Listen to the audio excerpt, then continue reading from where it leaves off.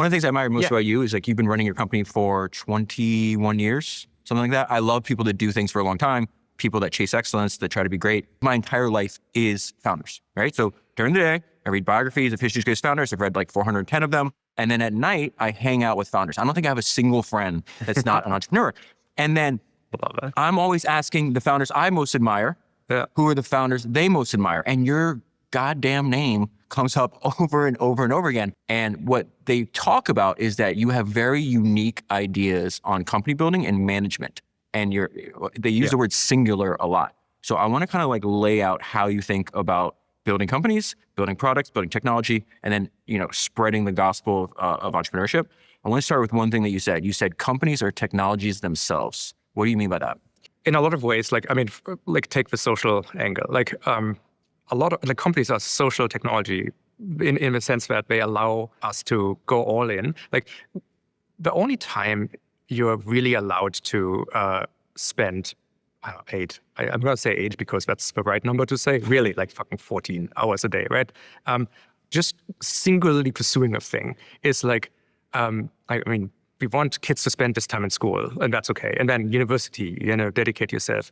Other than that, you can't just not have a job, but just be really, really into things. It's socially not acceptable. So company building turns out to be the perfect excuse. Once you call it a company, it's not like tinkering around anymore with your ideas, and you get to explore things. What a company fundamentally allows you to do is just run the counterfactual to the world you see around you, right? You get to try to build the thing that you think ought to be there, and then you means test it against the market. And if the market agrees with you that this thing needs to exist, it moves energy in the form of money back to you, so you can do more of the thing that you were pursuing all along.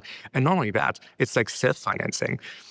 If you find out, again, I started a company which I didn't think was going to be have this very, very big market, and along the way, it just the market pulled Shopify out of the project I started, essentially.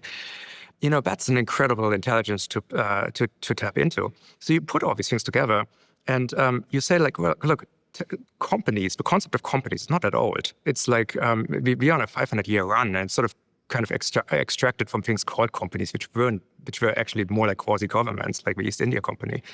And so the modern company is not that old. I find that if you take that mindset that companies are just sort of a path-dependent solution to social and somewhat legal problems, they allow thousands of people to join your project, and it's called a job, and therefore everyone accepts this. And obviously you can make money, so it's a good deal.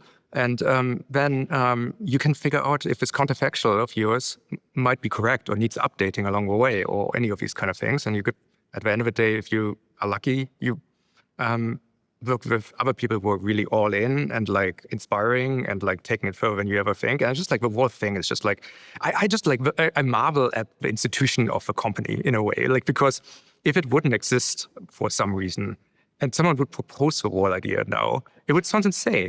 From first principles, none of this makes sense, really. Well, I heard you say something that was fascinating, really piqued my interest, when you're like, we do not know how to build companies yet. All companies are terrible. Yes. Including mine, which you said, and that's hilarious when you're running a $200 billion+ company, and you think that in the next 20 years, we're going to look back at what we were doing at this point and be embarrassed by what we were doing. Why do you think that? Because it's like everything else. I'm sure when you listen to your first podcast, you're like, oh my God. Please don't. But it's honestly, this should be seen as the most joyous of moments. You should actually do it if you haven't done it. No, I do it all the time. Okay, good. Yeah. Because the difference between that and what you would do today is your progress, right? And as a computer programmer, I experience this all the time. I look at old code and was like, what the hell? This is terrible. Why would I ever do this? This is way too abstract and complex. And then I made it better because I now have the skills to do so. And one of the saddest days of my life was when I opened old code and was really impressed with how good it was. That was one of the saddest days? Really saddest day of my life, because I'm holy shit, the implication of this just hit me like a train, right? That you weren't progressing, you weren't learning. Exactly, it figures because I wasn't programming all day. I was trying to, build a company instead, which honestly is very, very similar. This is one of the things Daniel Ek told me about you. Yeah.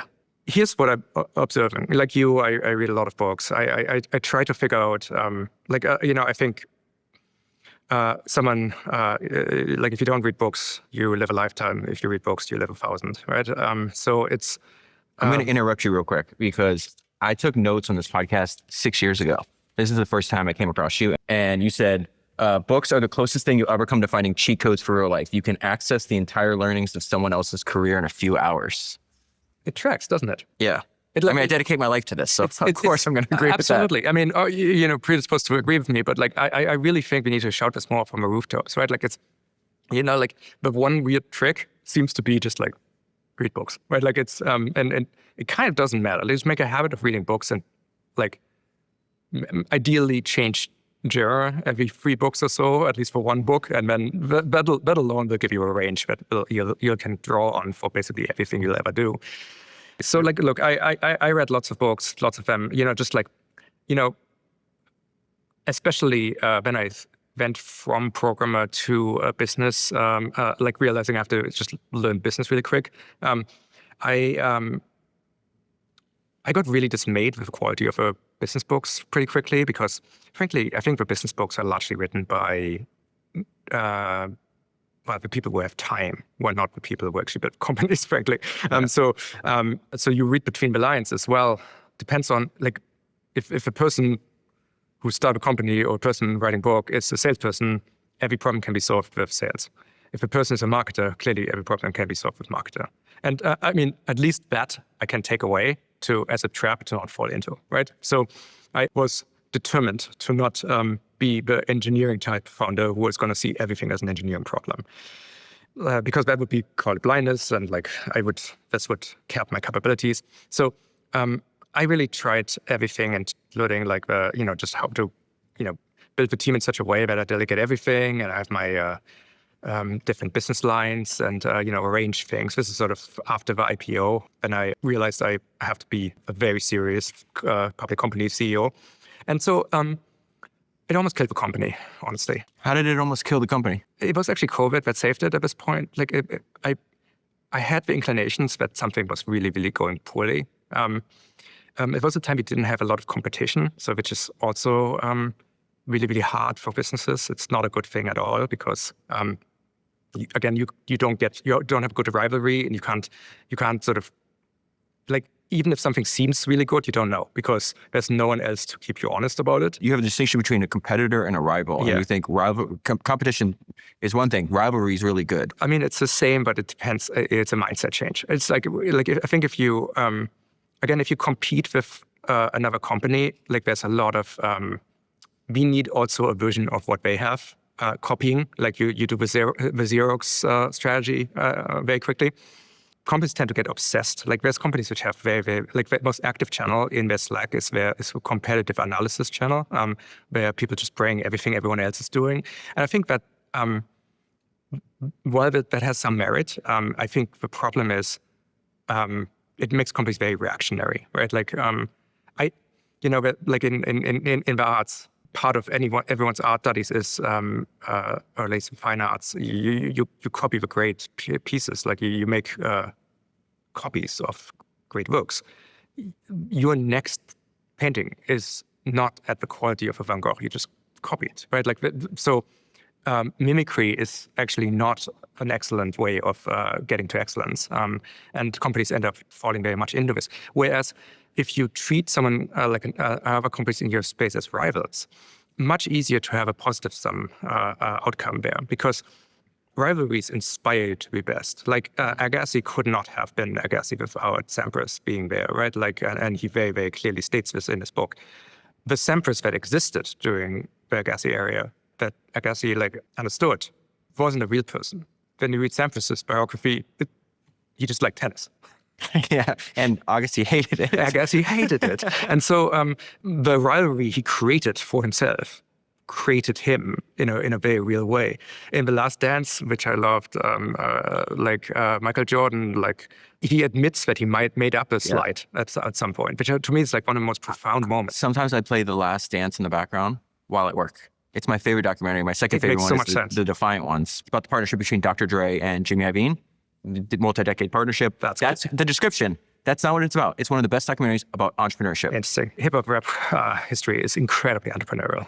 It's so fantastic. We just recorded with Jimmy Iovine, who's the star of the documentary, 2 days ago or whenever this was. I don't even know what day it is. And that's exactly what he said. It's like they understood the business of music before anybody else. That makes perfect sense and totally tracks. You can see it from the outside. It's we see it from the inside. Like it was the first category of music that just like killed it on Shopify.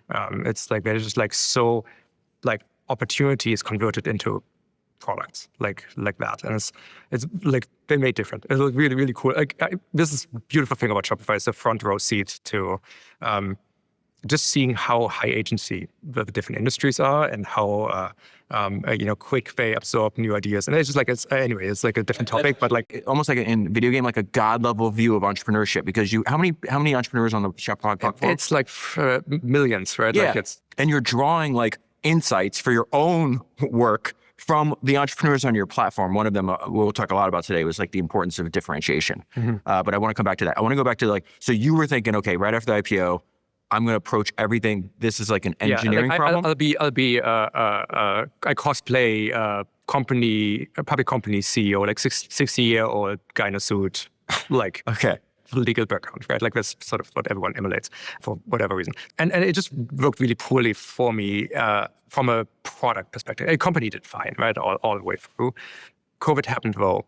And I'm like, okay, so what my company needs here for me is like 5 different things. One of them is all plans are invalidated fundamentally. Like everyone who has a plan, just please throw it out.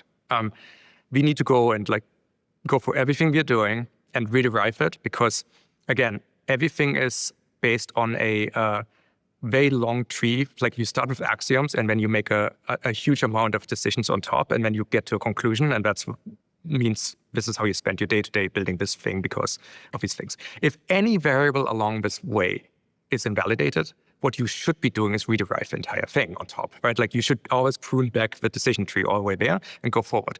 People not being able to go out of their houses.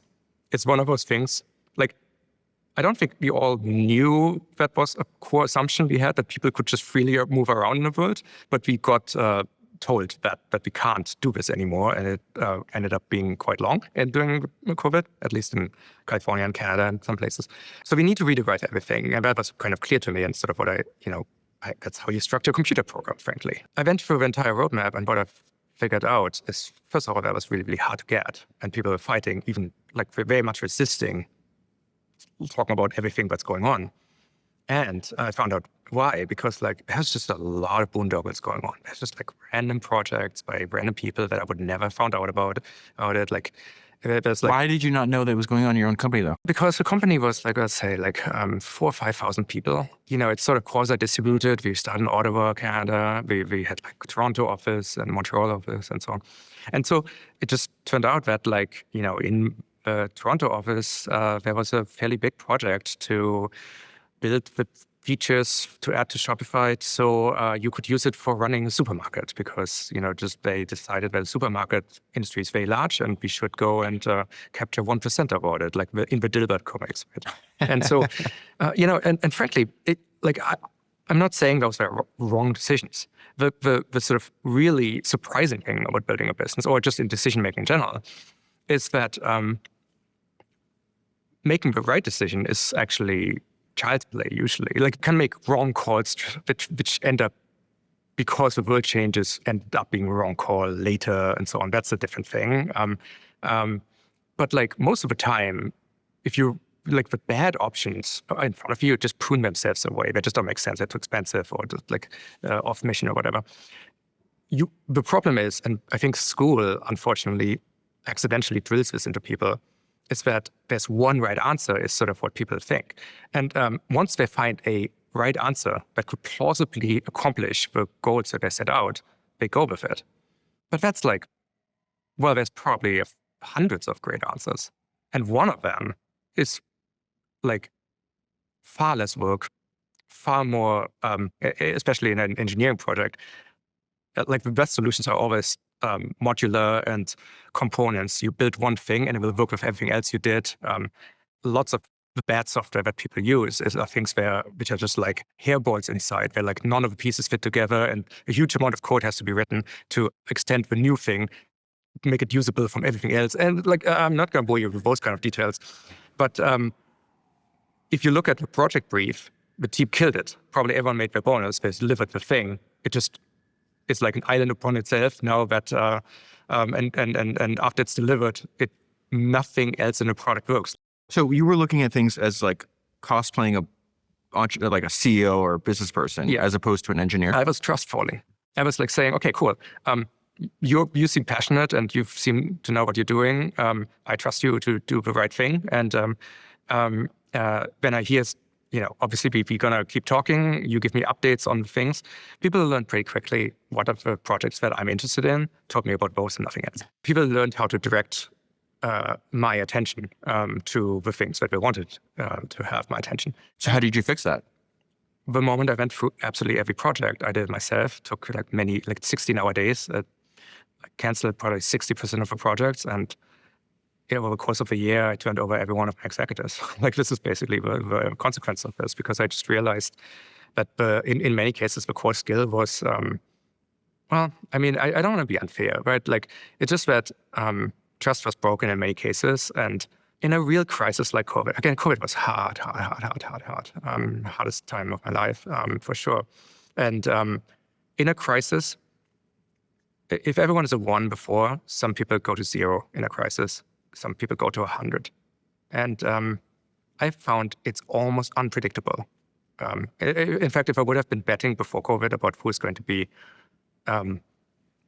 contributing the most, I would have been wrong, I think, entirely. Why do you think that is? I've been thinking about it for a long time, and I still haven't gotten a good answer. I don't think they would have known. This is the interesting thing. I think a real crisis tests you in a way that nothing else does, and nothing prepares you right for it. I think at the end of the day, the thing that I have found is people who can adapt the fastest actually quite self-identify. And now I would be able to predict it. Very simple. Have you started a company before? So Shopify is by a founder, by founders, for founders, causing more founders, right? Like it's a celebration of entrepreneurship. We believe entrepreneurship is glorious, and people who reach for it are heroes, and doing modern day heroics, go on a hero's journey with lots of naysayers, overcome incredible odds, and lots and lots of headwinds. That conviction runs really deep. Sometimes we buy companies, of course. Many of the people we purchased are still at Shopify. People don't stay for a very long time because I think it's such a place for founders and for high agency people. So I always had a Slack channel with all founders of our companies that we purchased. I did a founder offsite with them once a year, where because I find their advice just to be so good. They all have been responsible for people's livelihoods, and that changes you. So I went to the founders channel and said, guys, I need help, right? Like this place is, it's crazy here. Had you already started turning over your executives? Yeah, once I realized that, I was like, and it wasn't like one moment, it was just like. How did you know that instinct to go to the founders channel and ask for help? I think that in a moment of like, where the fuck do I go? Who do I have most in common with, and who can actually relate to the types of problems here? Because again, my relation to Shopify is different, right? Like I started it, right? It's different from everyone else. But the second best thing is talk to people who have had this type of relationship with the thing they created. I asked a lot of the founders to become my executives. In some cases, I took people from individual contributors in an engineering team and put them in charge of a very large thing. And you know what? Every one of those things worked. And it was really remarkable because it really fed into an intuition I had anyway. And what I found is during COVID is the founders of the company were actually not doing well because they were similarly managed. They were irritants. What does that mean? They don't settle. They talk about absolutes. If something is shit, they say so. It doesn't matter if everyone has agreed to move on or something. It gnaws on them in a way that's deeper than this other thing. And it's exactly what you have inside of you. Exactly. And so I feel like this is it's a very special thing, and it's companies reject it. Companies cocoon them. Sometimes they find they give outskirts, like the skunk work team. It's it's daycare for people who otherwise tell you that your stuff, your shit doesn't smell, right? And shit does smell. So once I'm like, no, you don't get to put them in like founder daycare. I'm going to put them right in front of you, like in fact on top of you. So the difference that made to this business is nuts. And so this is what I'm saying, COVID saved Shopify, because I needed to take a move that was like very much, okay, I built this company, I got to this point. It's important. It's actually maybe even more important during COVID than before, because it was kind of like for millions of small businesses, their livelihood for this time and only way to make livelihood. And I'm super proud of what we did, because I think the businesses that started in Shopify came early, actually grew and did better. Some of them grew faster than you. You said somebody beat you guys to $1 billion. Yes, which is the craziest thing. Were just businesses ever raised their customers like that started on the platform for it's the greatest. I love this thing. And so I mean, again, like they're fantastic, they're heroes, they're glorious, they're wonderfully my customers have the same irritation with my software. And like they tell me, it's like, it's perfect, right? It's exactly what I want. And so this was one of those moments saying, you know what, Tobi, like maybe you didn't build Shopify completely by accident, and your intuition might have been actually helpful, and cosplaying someone else is probably not what you need to do. So at that point, you were running Shopify for how long? 15 years. No, it's about. So that you were 15 years. 15 years. This is very common biographies. I think it would surprise people. Like, oh, why did it take so long to figure it out? It's like, no, it takes a long time to actually build the skills. And then the important thing about intuition, it has to be refined. Yeah. So it's like maybe in 2005 you shouldn't have been trusting your intuition. Trust your gut is sometimes good advice, but it really depends on your gut. So it's like no one is born with intuition for building businesses, because first of all, building businesses every decade is different. Like some problems are persistent. Like I laughed. I listened to, I think the episode you did on Larry Ellison. You were describing his frustration with problems in his sales team, which literally I had to. Like, it's like, you know what? I didn't actually have to live that horror. I could have actually, if I would have read the right. If you read software, any of the biographies, or listen to founders, there you go. The incentive problems around commercial teams is like. But that's an amazing part. I'm glad you picked it up, because he's like, I'm fucking embarrassed. He's like, I'm 40-something years old. I've been running this company forever, and I didn't understand that incentives with my sales team mattered, and they almost destroyed his company. Yeah, he almost went out of business. I usually listen to podcasts when I'm sitting in my racing simulator to practice for the next race, and it got to that point, and I had okay, I have to stop and just listen to this, because I'm just feeling so much empathy for Larry Ellison of all people. How funny is that? So anyway, who's that empathetic person? Before you move on, because I love where you're going, I can't help myself, because you know this. It's like when I hear you saying, I'm getting rid of the executives, I'm going to build an executive team of founders. That's not a new idea. Rockefeller was doing that 150 years ago. It's interesting how the building blocks that largely Rockefeller invented. We call these things trusts, because it was, that was a term they first used there.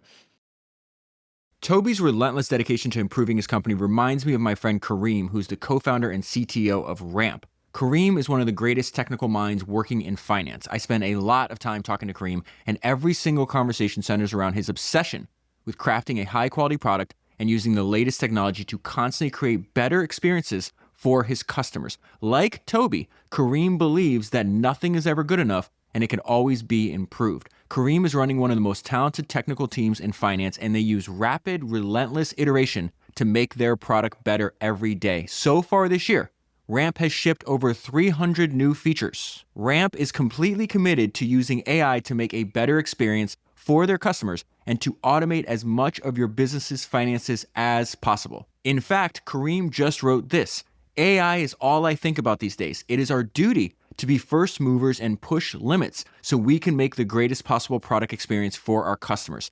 That sounds a lot like the approach Tobi uses. Both Kareem and Tobi never rest on their laurels and use rapid iteration to invent new products for their customers. Many of the fastest growing and most innovative companies in the world are running their business on Ramp, including Shopify. Make sure you go to ramp.com to learn how they can help your business save time and money. Let AI chase your receipts and close your books so you can use your time and energy building great things for your customers. Because at the end of the day, that is what this is all about. Building a product or service that makes someone else's life better. That is what I'm trying to do. That is what Tobi has dedicated his life to doing. And that is what Ramp has done too. Get started today by going to ramp.com. So now you have the executives. You're going through the most difficult point in your life. Yeah.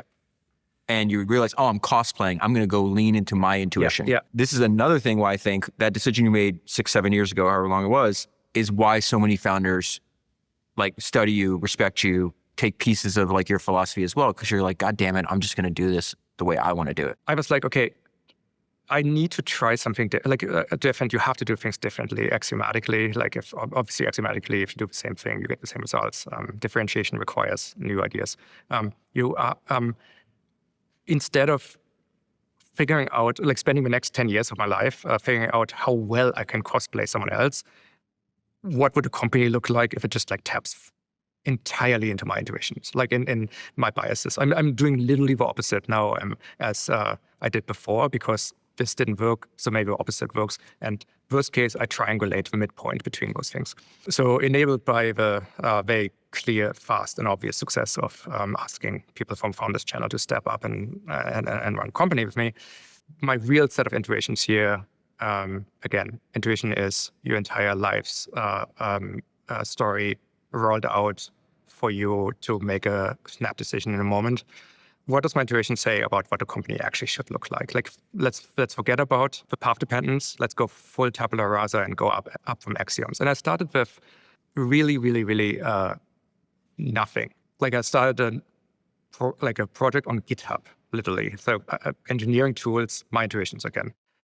What is the first principle of a company? Like what are the inputs?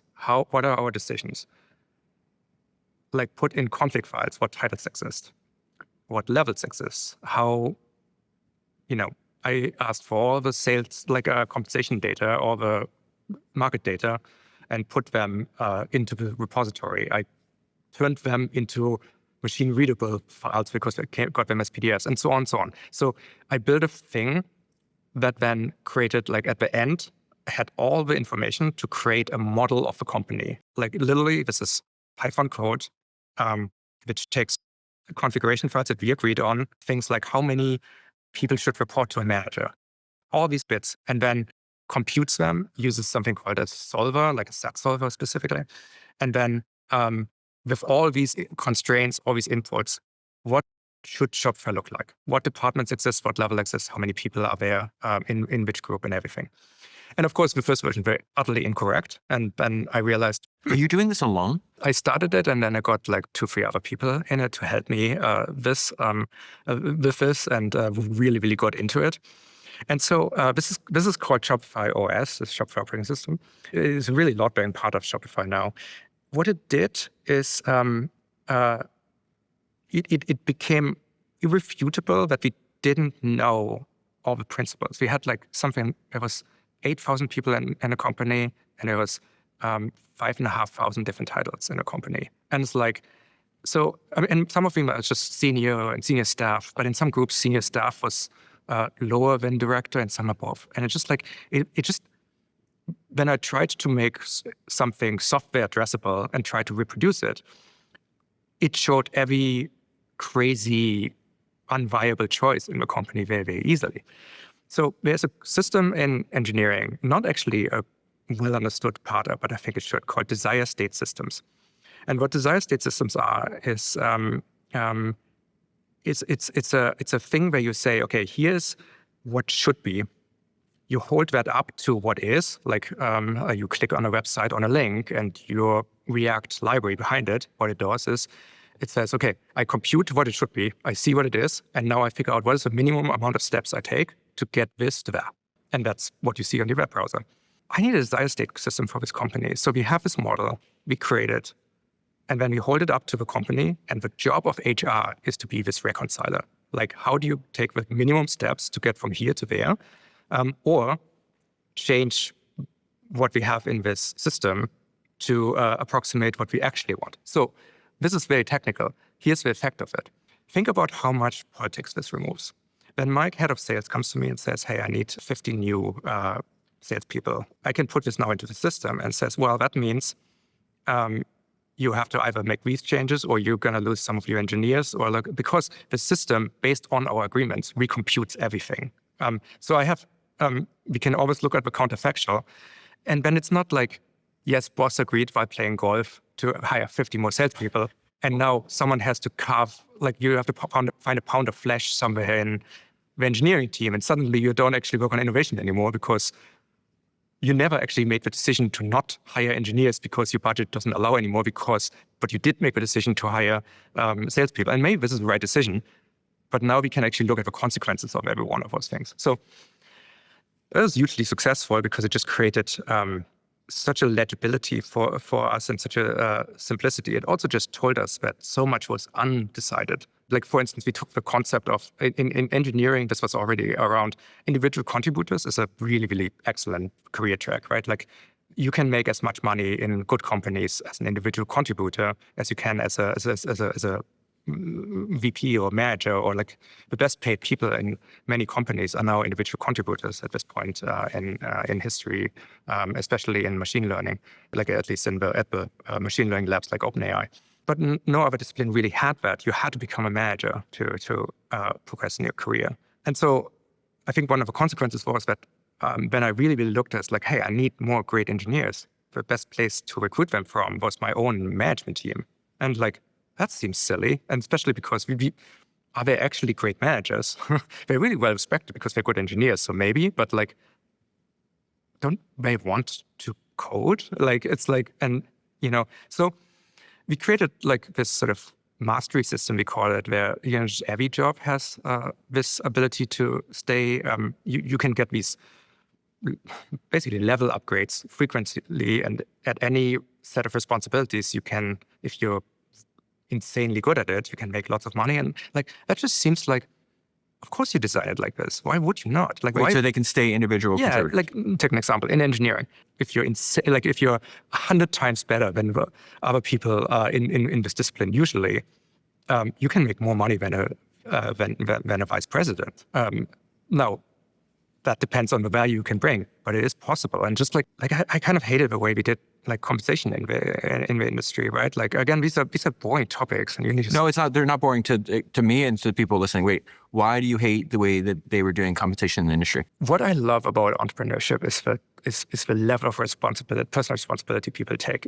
I said as much earlier when we talked about the founders who have been responsible for people's livelihoods. It changes you, it does, right? Like, so, like, I don't work myself well in an environment where sort of like everything is pre-described. I don't like joining other people's games, and so on. All these kind of things are my biases. And again, we're implementing my biases here. So in COVID, like this is 2022, I think, or 21, suddenly Shopify went down 80% of stock value. Right? Like, that's again, I didn't think that was a problem because, like, I think the stock market is basically like poly market. It's sort of a betting market on a future value, right? Like, it's not like you guys, when you guys are wrong, then you're just bad at betting. Like, in fact, so I work on the real market value of a company, which you guys are betting on, but I don't know. So like, there's such a discrepancy from the way I see people talk about stock price and how I or have ever, or inside of companies this is perceived. But what was going on in your head when it drops by 80% though? Well, I'm like, but my head, I'm relieved because I'm like, we have a stock loss. Relieved? Yeah, of course, because. What do you mean, of course? That's not a normal reaction. Like, I was not about to like raise money. I had enough money in a bank. I'm, German, so like I don't take debt like much and so on. It's like, so. Were the internal metrics strong? You felt they didn't deserve. You didn't deserve. The unit economics are amazing. However, like at the. I don't want to say this right, but I honestly don't remember the exact numbers. Like at the high point of our stock price, I think we were trading at beyond 50x of revenue and stuff like this. I'm like, yeah, that's not exactly value investing here, right? Like, guys. And so I get it. Like, but you weren't worried about the fundamentals of the business. No, but like when it is 50 times revenue, I see it as my obligation to do that. Okay. Right. Like, it's my job. My job is to build the best company I can. the betting market says that I can deliver that kind of thing. And I'm like, yeah, maybe, but you gotta give me a moment here. I need a moment here for doing this, right? Like, so. The reason I bring this up is because, again, everything, I talk to another entrepreneur and I just run it through this, whatever the hell's in my head from all these books. And when I hear you talk about that, I think of the time when Amazon stock, Bezos talks about this in his shareholder letters. It went from like something like, 180 down to 6 or 120 down to 6. And he's like, yeah, but they were focused on something else. I saw the actual fundamentals of the business and I was like, this thing's going to work. And so eventually, I think Buffett always repeats that thing where like in the short term, the stock market's a voting machine, and in the long term, it's a weighing machine. You just want to build a heavy ass company. Exactly. And he's like, and Jeff's like, I'm building a very heavy company. Amazon will be a heavy company, so I'm not worried about this like short term drop by 80 or 90%. That really tracks. And so, but like one of the effects was, and this is right, like, well, people got stock options at the level up there, and they rightfully say, well, how about it, right? Like it's like, even if you say like, okay, well, I'm super game here to get us back there. Like this is going to take some doing. I realized the psychological problem with everyone being so underwater and having, to spend years getting to basically the 0 point where the stock options are worth like even a penny again. And of course they were like, well, but that's the company. Like the company gave me those things at the time. It's like I received them. I was passive in this interaction. Therefore, the company has some kind of responsibility to kind of make me whole here. And I think that's actually, I not necessarily see it this way because like the risk was there and like these kind of things. And like, again, it's like other people voting that's causing this price. I didn't set it. However, I do see the point. Like they had no agency in the process. So we rebuilt our compensation system to completely work the opposite of what everyone else's does. We give people, here's your annual salary. Here's an internal system. You go in, you look at it. This is the number. Now you get sliders. You can say, how much do you want in stock? How many do you want in RSUs? How much of this do you want in shop cash, actually? And how much do you want in cash? And you can change that every quarter. It's like you decide like how much money you want. You can even use a tool that's there to lock in the value of the stock you receive for 3 years. Like it's like, again, sometimes orthodoxy can come back on the table if you get there from good principles. Like you can actually join Shopify and get exactly the same stock option deal that companies get at other places by using the tool we give you, but you have full agency and you make this choice. The consequence of this compensation system is kind of beautiful because what happens is, first of all, it's super predictable. Second, if you go stock and the stock appreciates and you hold them, you make more money. If the stock goes down, you now get more stock options than in your next quarter. So it's rebalanced against the actual value every quarter. So it works really, really well. It's very popular. It was kind of hard to do because doing this worldwide with people in many different countries was like kind of a legal nightmare because like there's like all sorts of rules around how to around changing of salaries. We figured it all out. So we have a blueprint of how people want to do it. It works really well for us. But we're kind of proud of it because it's just like, again, it's a point of differentiation and we believe it works much better. And again, I want people at the company to also feel like this is a company that is like never sleepwalks into anything, right? We are deliberate about things. When you started this, I'm going to do it my way. I'm working with the founder executive team. You were in the process of that and the stocks dropping? No, it was already there. Like that went, so that was a 2020, early 21 project, I think. And then I think the stock market, when did that change? Like 21 late? These years are totally running together for me because it just was, there was no weekends. There was no, I can't remember who said this. I was talking to I talked to a lot of older founders. I'm obsessed with people think I'm obsessed with old people. It's not that. It's like this guy's got 50 years as an experience as an entrepreneur. Turns out they know some shit. They've seen some shit. Surprise. Yeah. And he's just like, man, you're going to remember the beginning of your company. You're going to remember the end. And like so much in the middle is he said exactly what you said. It just like blurs together. Yeah. So he's saying you should document it more. I totally agree. Lots of the years are totally running together. I have reasonable record keeping on this, so I especially with all this AI-led agentic like reprocessing of nodes and press and so on, you can actually reconstruct these histories and timelines, and I'm fascinated with this right now. But so my understanding though, like you thought, you're now looking at running a company as like an engineering project. That's right. So I'm like, let's engineer a company, be a company engineer. So this is taught my team. That applies for every single department in, like, do you engineer marketing? Do you engineer everything? Everything. I require my executives to, at least tell me, but actually do it. Go to a podcast, some international conference, and talk about how Shopify does the thing the conference is about differently and why that's better every year. If they don't have a good answer for how they're doing this right now or how they would, that's what I'm working on with them to crystallize that message. And there's a couple of reasons why I do it this particular way that we can get into. That are partly psychological, but like it's also let's get into them now. What's the psychological? I study the brain quite a bit, and the main conclusion you get to about the brain is really that the brain is a retrospective narrative alignment mechanism. Not it's actually terrible record keeping, but it mostly attempts to take the most salient version of our self-identity and reconcile the history with it. And it sort of rewards you for actions that are directly congruent with this identity, and it dissuades you from dissonance with your own identity. But you can actually like change your identity quite a bit, and that actually makes this whole process work for you significantly. What do you mean by change your identity? Like the way you view yourself? Literally, affirmations work, right? Like affirmations work, which is the dumbest trick that works. I'm so glad you're saying this, because people from the outside are like, this guy's like very logical, engineering. No, it's like... But you're all about intuition. Now you're talking about affirmations. You're speaking to the choir, just so you know. I'm a toolmaker. Like I always project very idealistic, but I'm actually not that idealistic. I'm super, I'm like a craftsperson, toolmaker person. I my entire life was making tools. Literally, Shopify is a tool. I make tools very often for tool makers. My hobbies is making tools for engineers who are people who make tools, right? So like it's a my life's a fractal of tool making. It's all about tool making aesthetics. It's all about the craft behind it, but also not because of craft for its own sake, although I appreciate that too. But even that's not for idealistic reasons, because appreciating the craft behind the tool making happens to be pragmatically an excellent way to get really good at tool making. Like everything is about outcomes. What's the affirmation part though?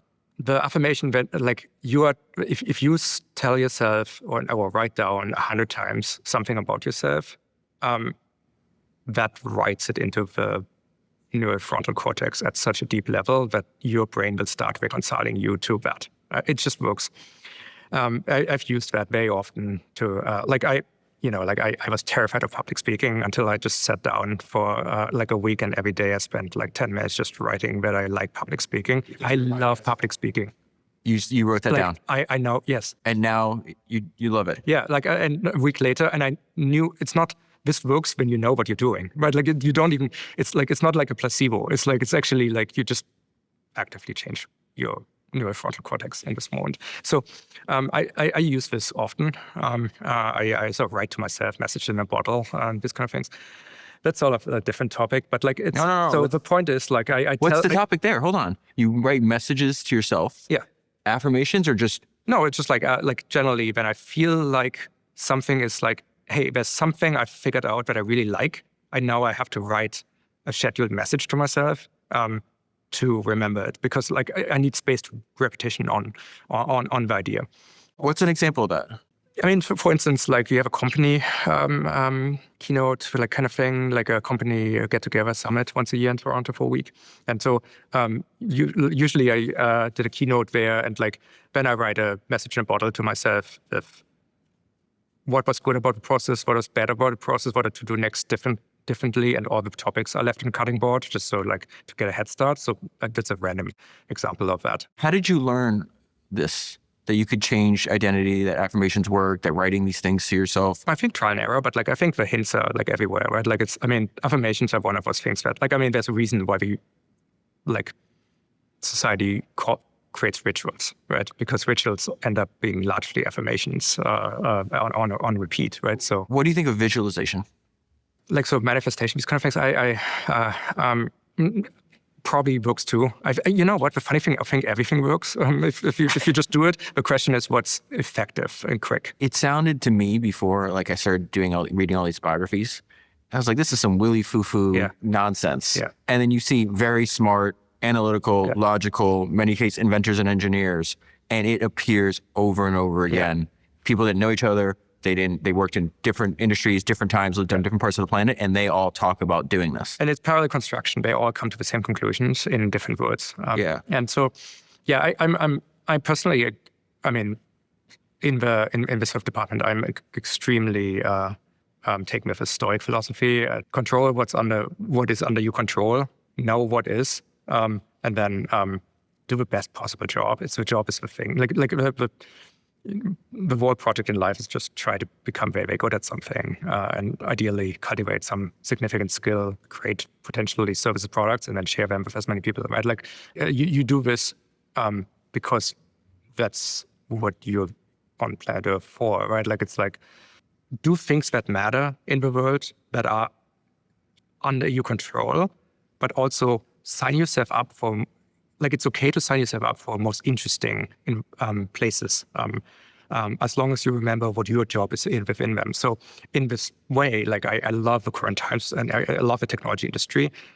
I have a role inside of it, which is like I'm taking care of millions of entrepreneurs and small businesses that, are trying to use the word of technology, use the word of retail through their own work, then self-actualize. And that is a worthy goal and worthy job. And so like, AI comes out and I'm like, people are like, well, should I start an AI lab or whatever? Or should I don't you want to, work at OpenAI? And it's like, I mean, everything would be interesting, but you know what? What's really cool? Pursuing the same problem in a changing landscape, right? Like now I get to reinvent everything I've already done. How fun is that, right? Because I really care about these problems. Anyway, back to the affirmations and sort of a brain sort of self-gymnastics. Going to my team and just saying, look, just tell me what you will talk about on stage is bad. It's like afterwards, you need to internalize this as something that you have committed to me as I imagine that's something they care about reconciling, and so they have to do it, because otherwise they, said something untrue to me, right? And like they don't see themselves as someone who says untrue things, and therefore, you can actually make the reconciliation work for your own benefit in this kind of way. It also just means like it emphasizes like difference, right? Difference is so important. It's so like orthodoxy just really needs to be off the table from the beginning of a project or like from the beginning of decision making. Have you ever studied James Dyson? Not enough. Okay, if I could only recommend one book ever, it's his first autobiography. But he has a crazy line about this. So this is also very common with great entrepreneurs, and you hit on your other talks. Like, well, if you want to, I'm trying to chase excellence, trying to be the best in the world, or make the best tools possible. Like, therefore, that demands difference. That path, that mission I'm on, I can't do it. Literally, it can't be the best if it's the same. Right. Like, just think about this. Yeah. And so, like Edwin Land, who's Steve Jobs' hero and the founder of Polaroid, he had a personal motto. He says, my personal motto is very personal, and it may not work for you, but he said it is don't do anything that somebody else can do. He just would not. I'm not making a Me Too product, but the reason I bring up Dyson, because now he owns one of the most valuable privately held companies in the world, right? Yeah. But he's writing that book when the business was fine, but he had one product in like one or two markets. It was doing like 300 million a year of revenue. Not a bad business, but a very small business compared to the size that it compounded to over the next like 4 decades or 3 decades. And he says in that book, even at that time, he's like, differentiation and retention of total control. And he goes, you make it different, even if it's worse. Yeah. That's one of the craziest sentences I've ever read. I totally agree with that. It has to be different, even if it's worse. I completely agree. I see it all the time because, again, it gets back into the copying of a painting problem. Like, you can make a 7 out of 10 solution to everything by copying the 7 out of 10 that already out there in the market. But if you make from tabula rasa axioms your own version of it, you have mastery over, even if this is a 6 out of 10, you can iterate on this. You can take this past the 7 afterwards. Like, so very often, especially in technology, the world belongs to the fast, the people who iterate, the people who like adjust, the people who understand what's costly and what's unnecessary, and will prune away the rest. And I find actually we're probably pixel for pixel, the most inspiring picture that I think exists, that I've ever come across, is the SpaceX Raptor rocket evolution. Like, do you know what Yes, I know exactly. I use that as a image for the Dyson episode I made. That's perfect. Exactly, it's perfect, right? Like you look at this and say, yeah, that's that's today's Picasso, right? Like it's just like this is it. Like we're not in a point of time where the great works and the masterpieces are being done by one person. They are done by teams. Very few teams can move forward by subtraction. That is like does not exist in industry usually. Very, very, very rare. So it's beautiful in that way.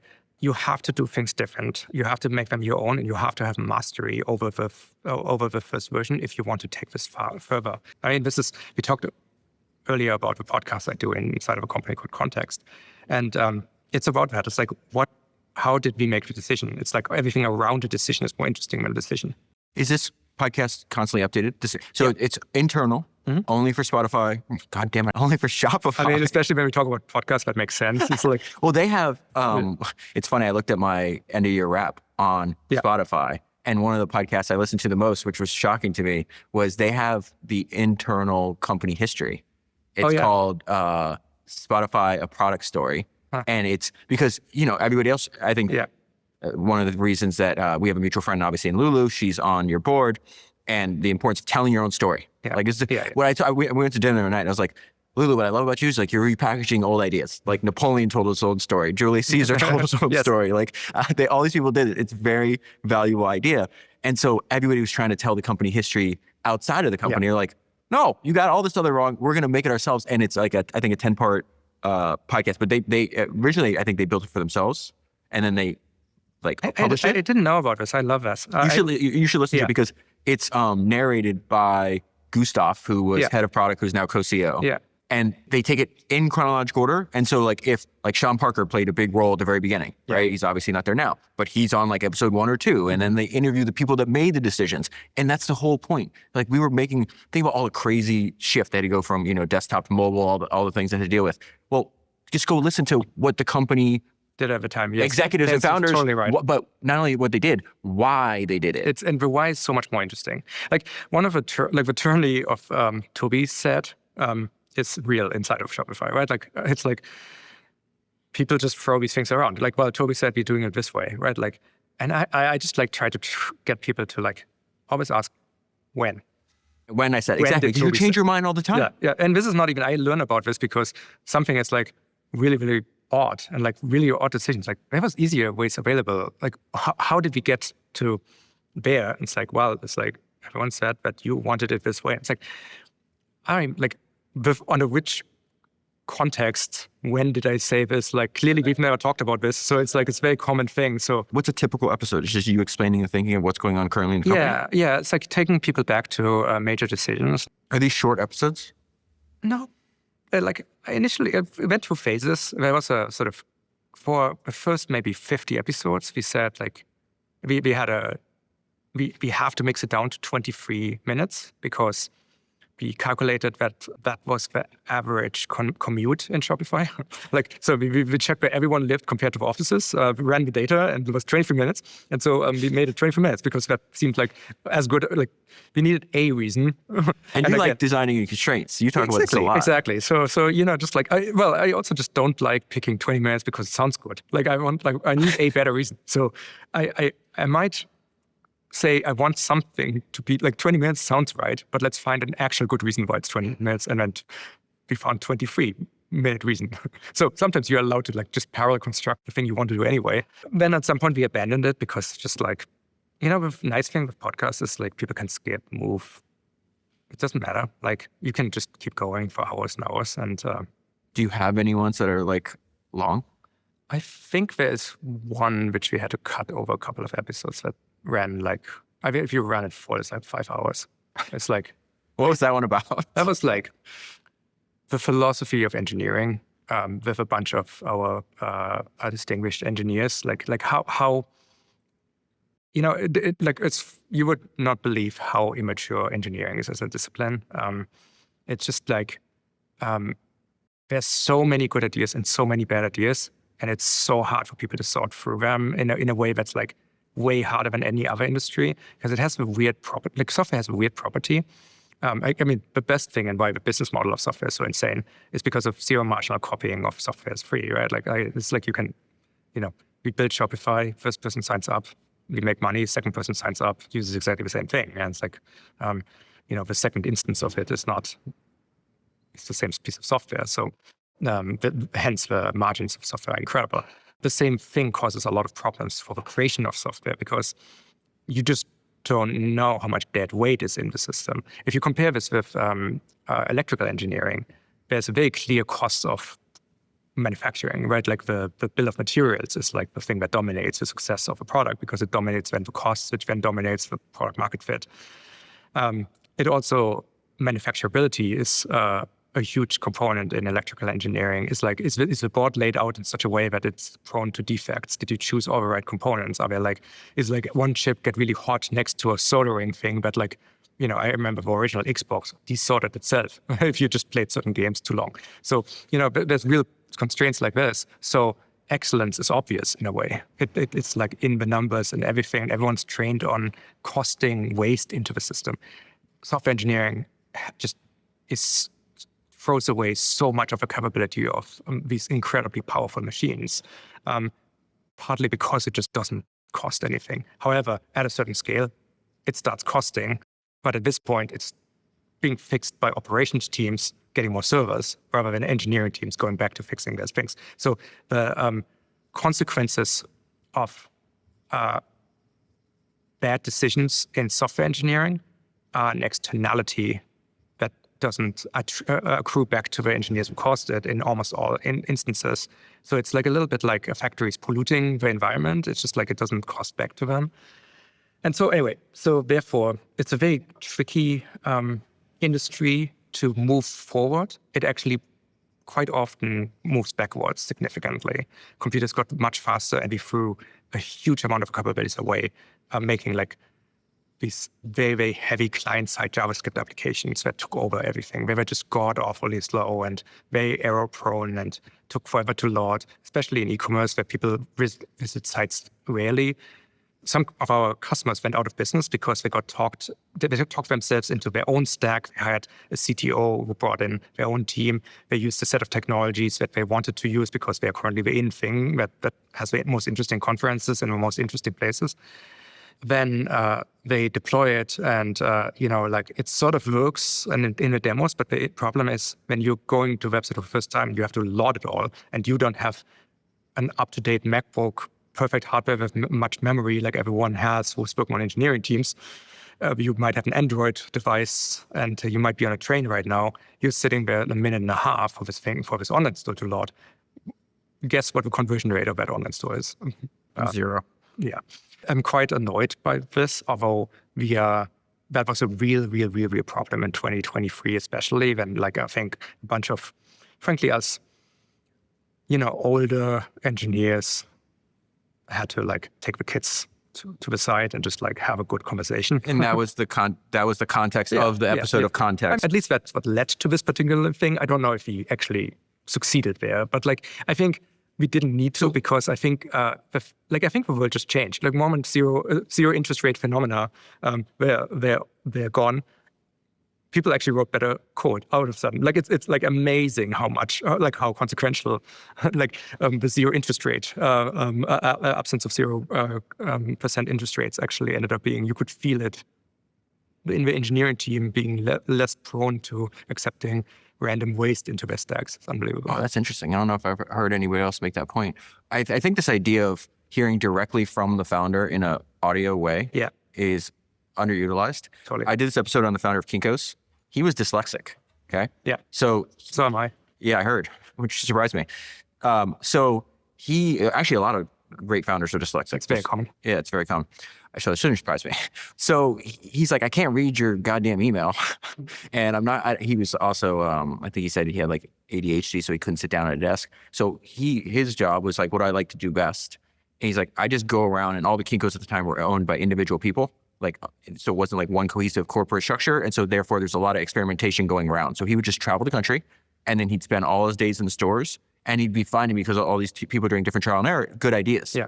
And so what he would do, this is back in the day, he would call into a corporate voicemail And so at the end of the day, he'd give like a 3-minute update about all the good ideas that he saw. And then you'd come in as a Kinko employee the next morning and you could play Paul's voicemail. I love it. And then this is an interesting thing that you might agree with though.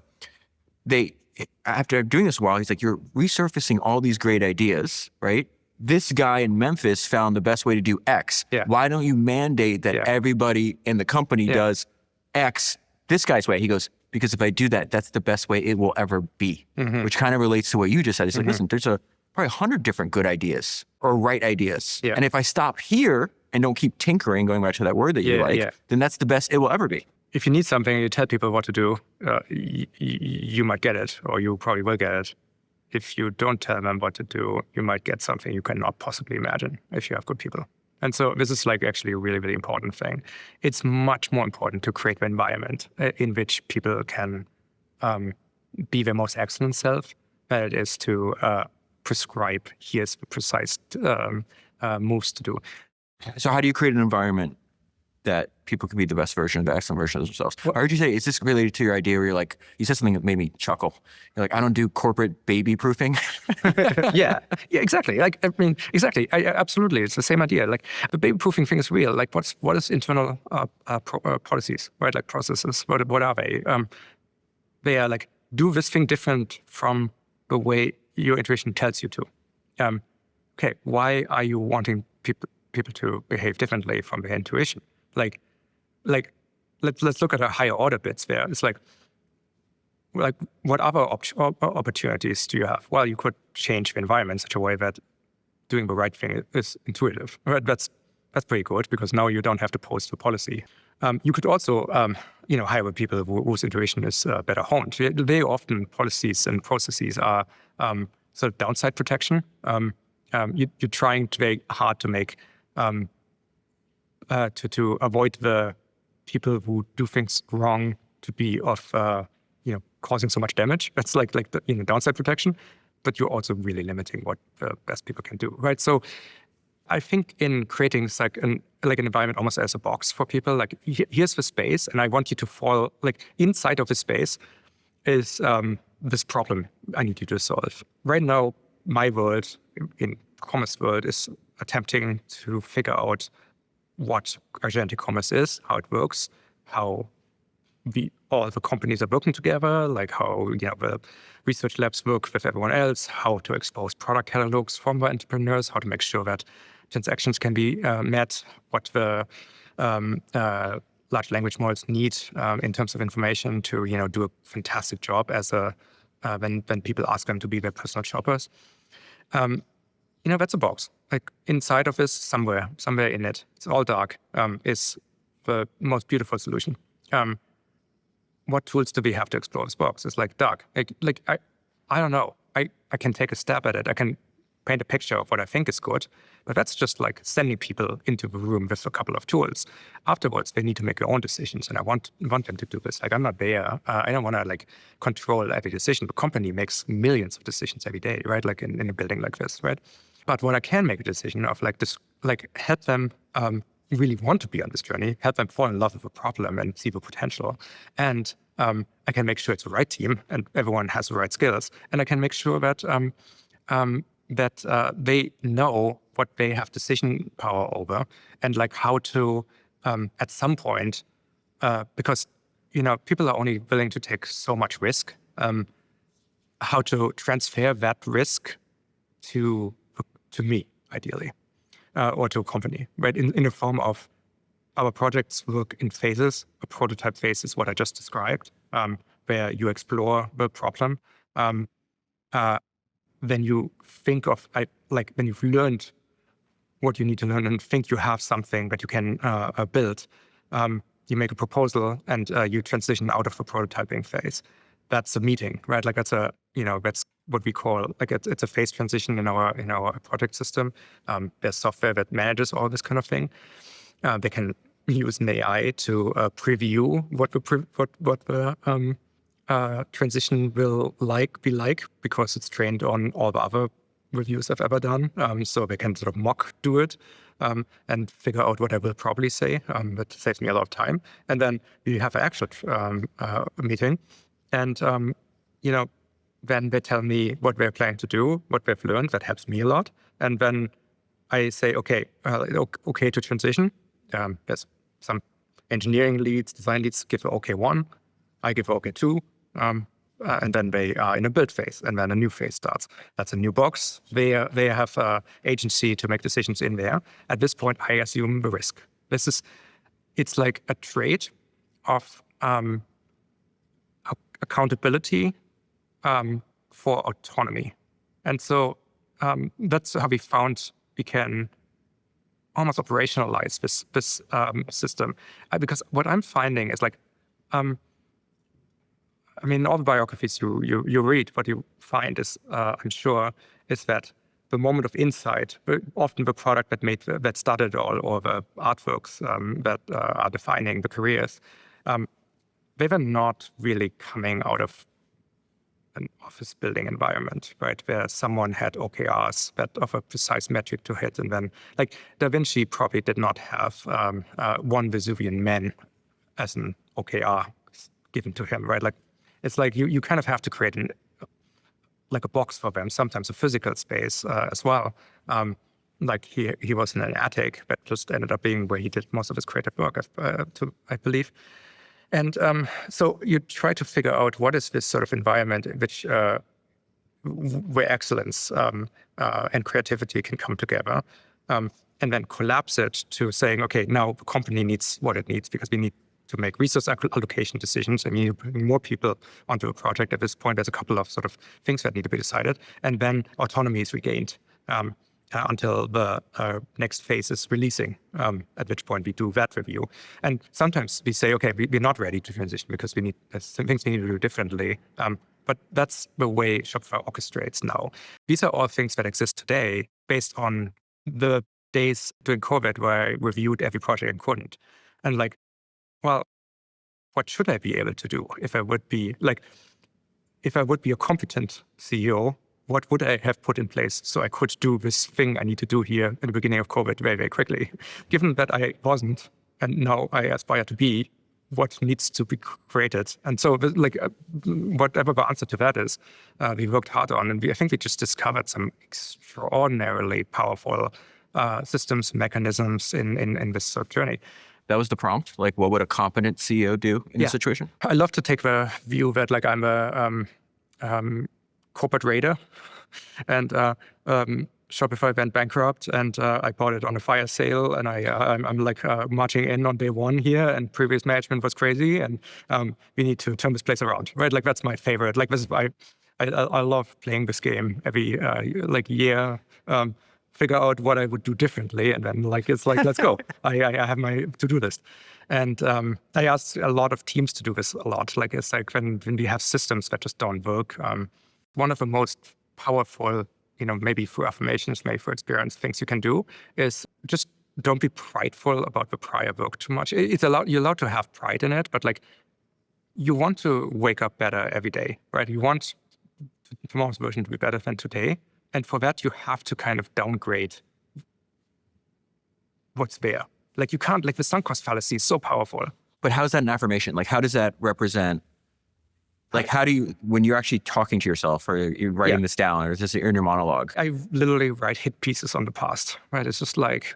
a hit piece? Yeah, like, I just, like, all the things that are wrong with the thing, I somehow am really proud of. You are so much like some of my favorite founders. Dyson's like this. My friend Kareem, who's one of my closest friends, he's the co-founder and CTO of Ramp.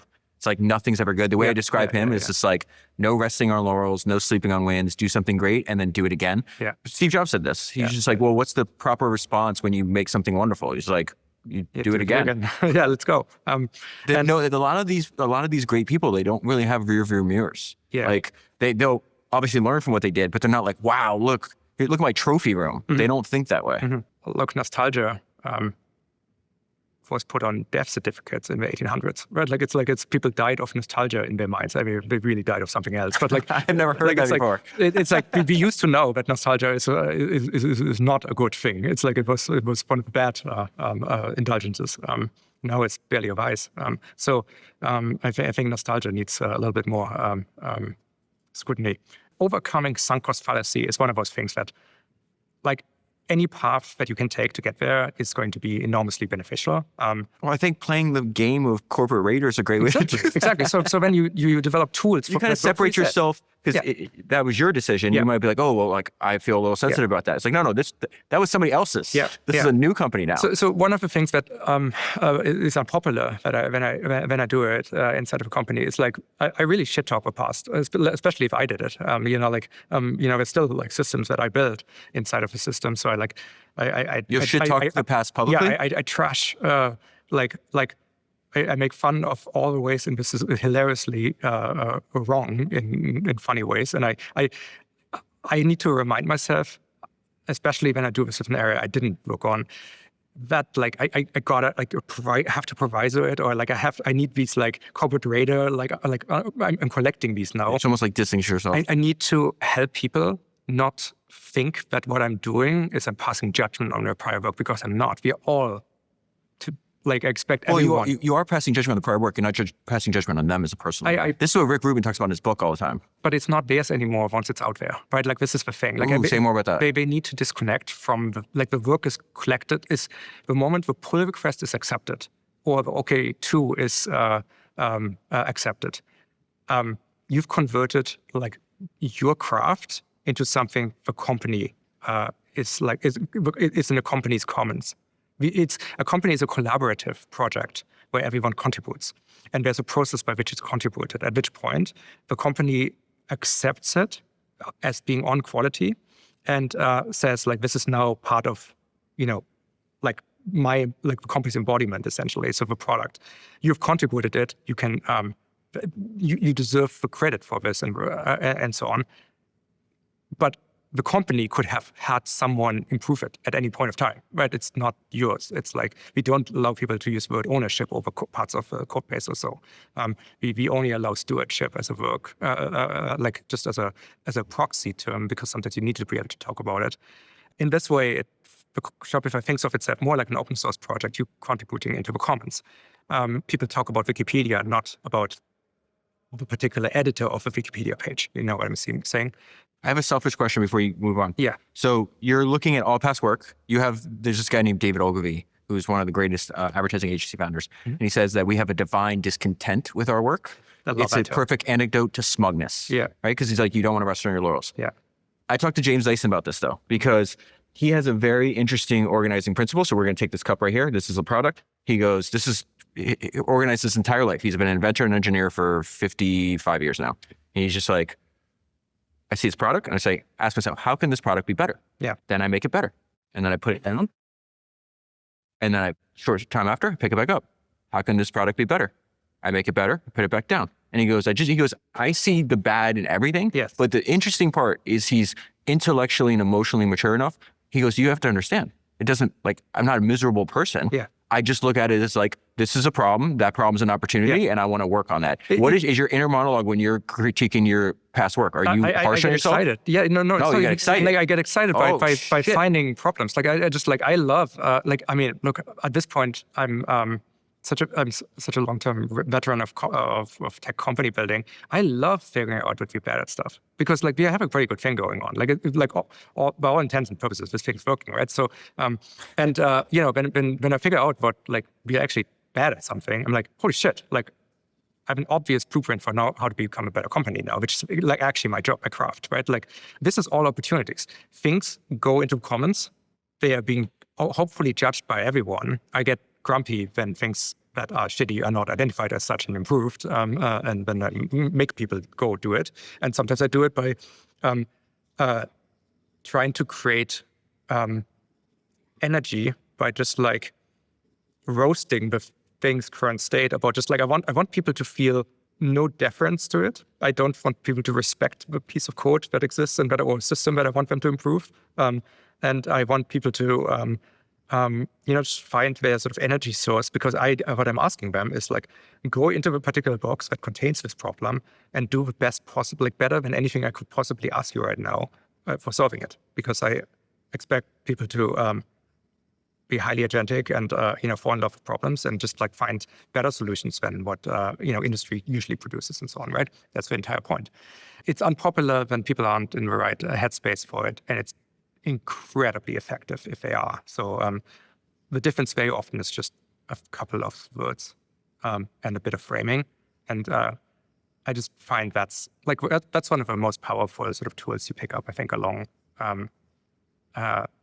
along the journey. It's like the 5 words to say at the beginning of a sentence would change everything. And my co-founder actually gave me one of those very early, which was like probably why I tuned into this kind of thinking and this collecting these kind of things. Because wait, what did you mean by the 5 words you say at the beginning of a sentence? I used to go, again, engineer. That's always like an interesting experience with for the engineers working for me. And like I stay pretty current.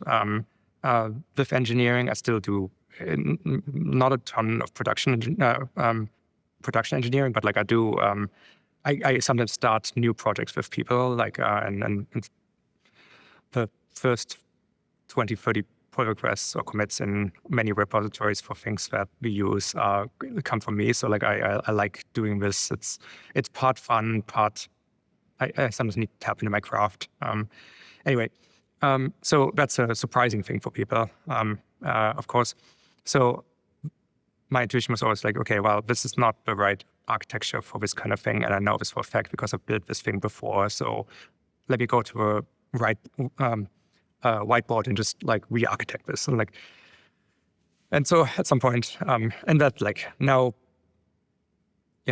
Daniel, my co-founder, like explained to me, well, look, you get people pretty defensive then because they just came to show you basically, what was objectively their best work because they presented it to you and that matters to them. So, and then you just like, it doesn't matter if you go and make a much better system here at the drop of a hat.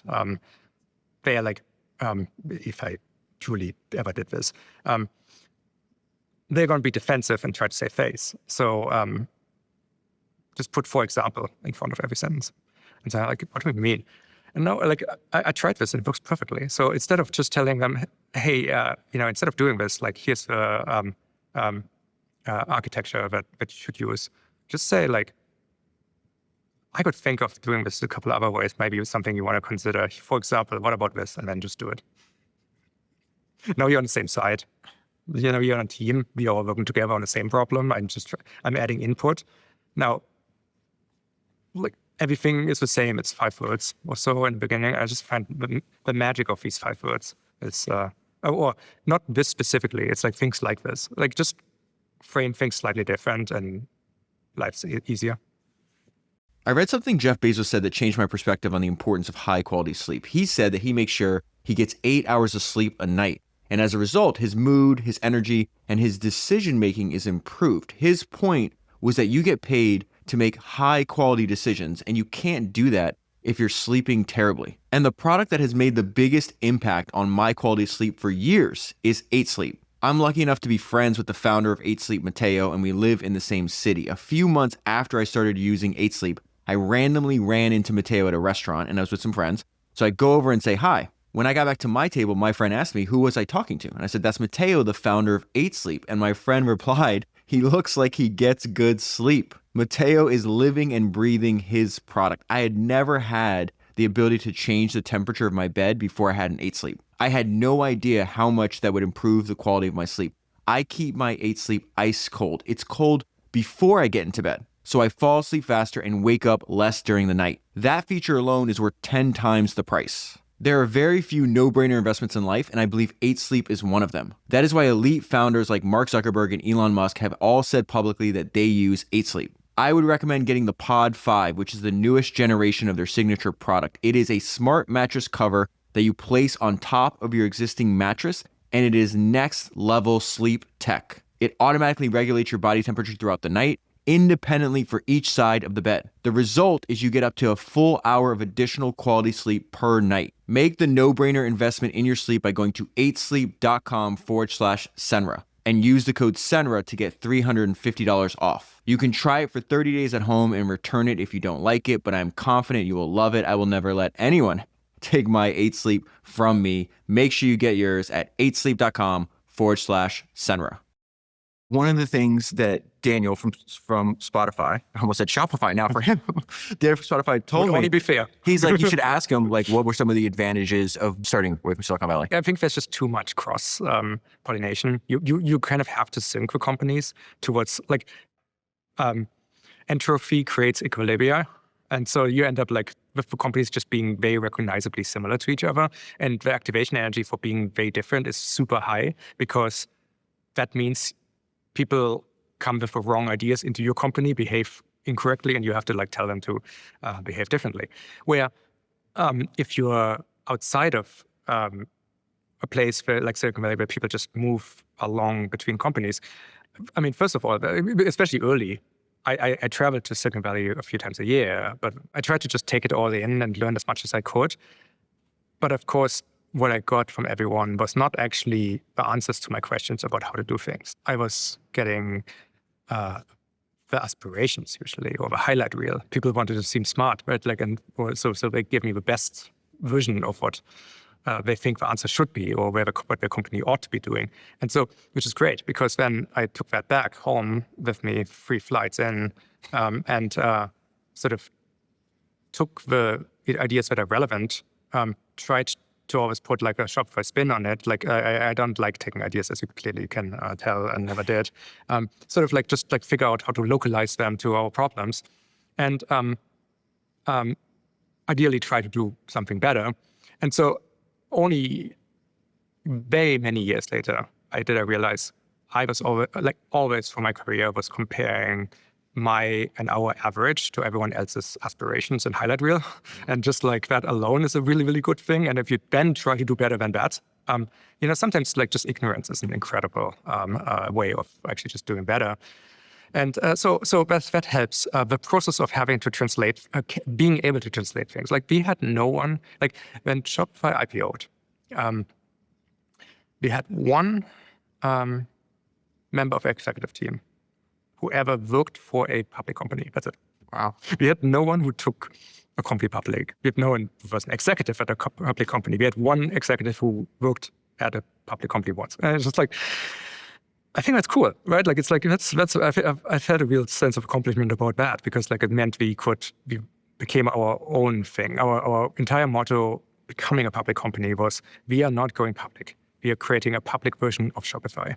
And so that was like, what's the difference between those two sentences? Again, becoming something else. It's like we don't want to, like a lot of people are worried when we're a public company, we're going to be different, because like people sort of expect public companies to be a certain way. At least the people who worked at Shopify did. I felt it was important to be different and do things differently. One thing we did, like, you will appreciate this, is we looked at the requirements. We talked about Formula One. Formula One's fun. Sorry, it's a little bit of a veer, but like Formula One, I love because it's like there's a rule book. It's the opposite of every other rule book on planet Earth. People read it so that they can comply.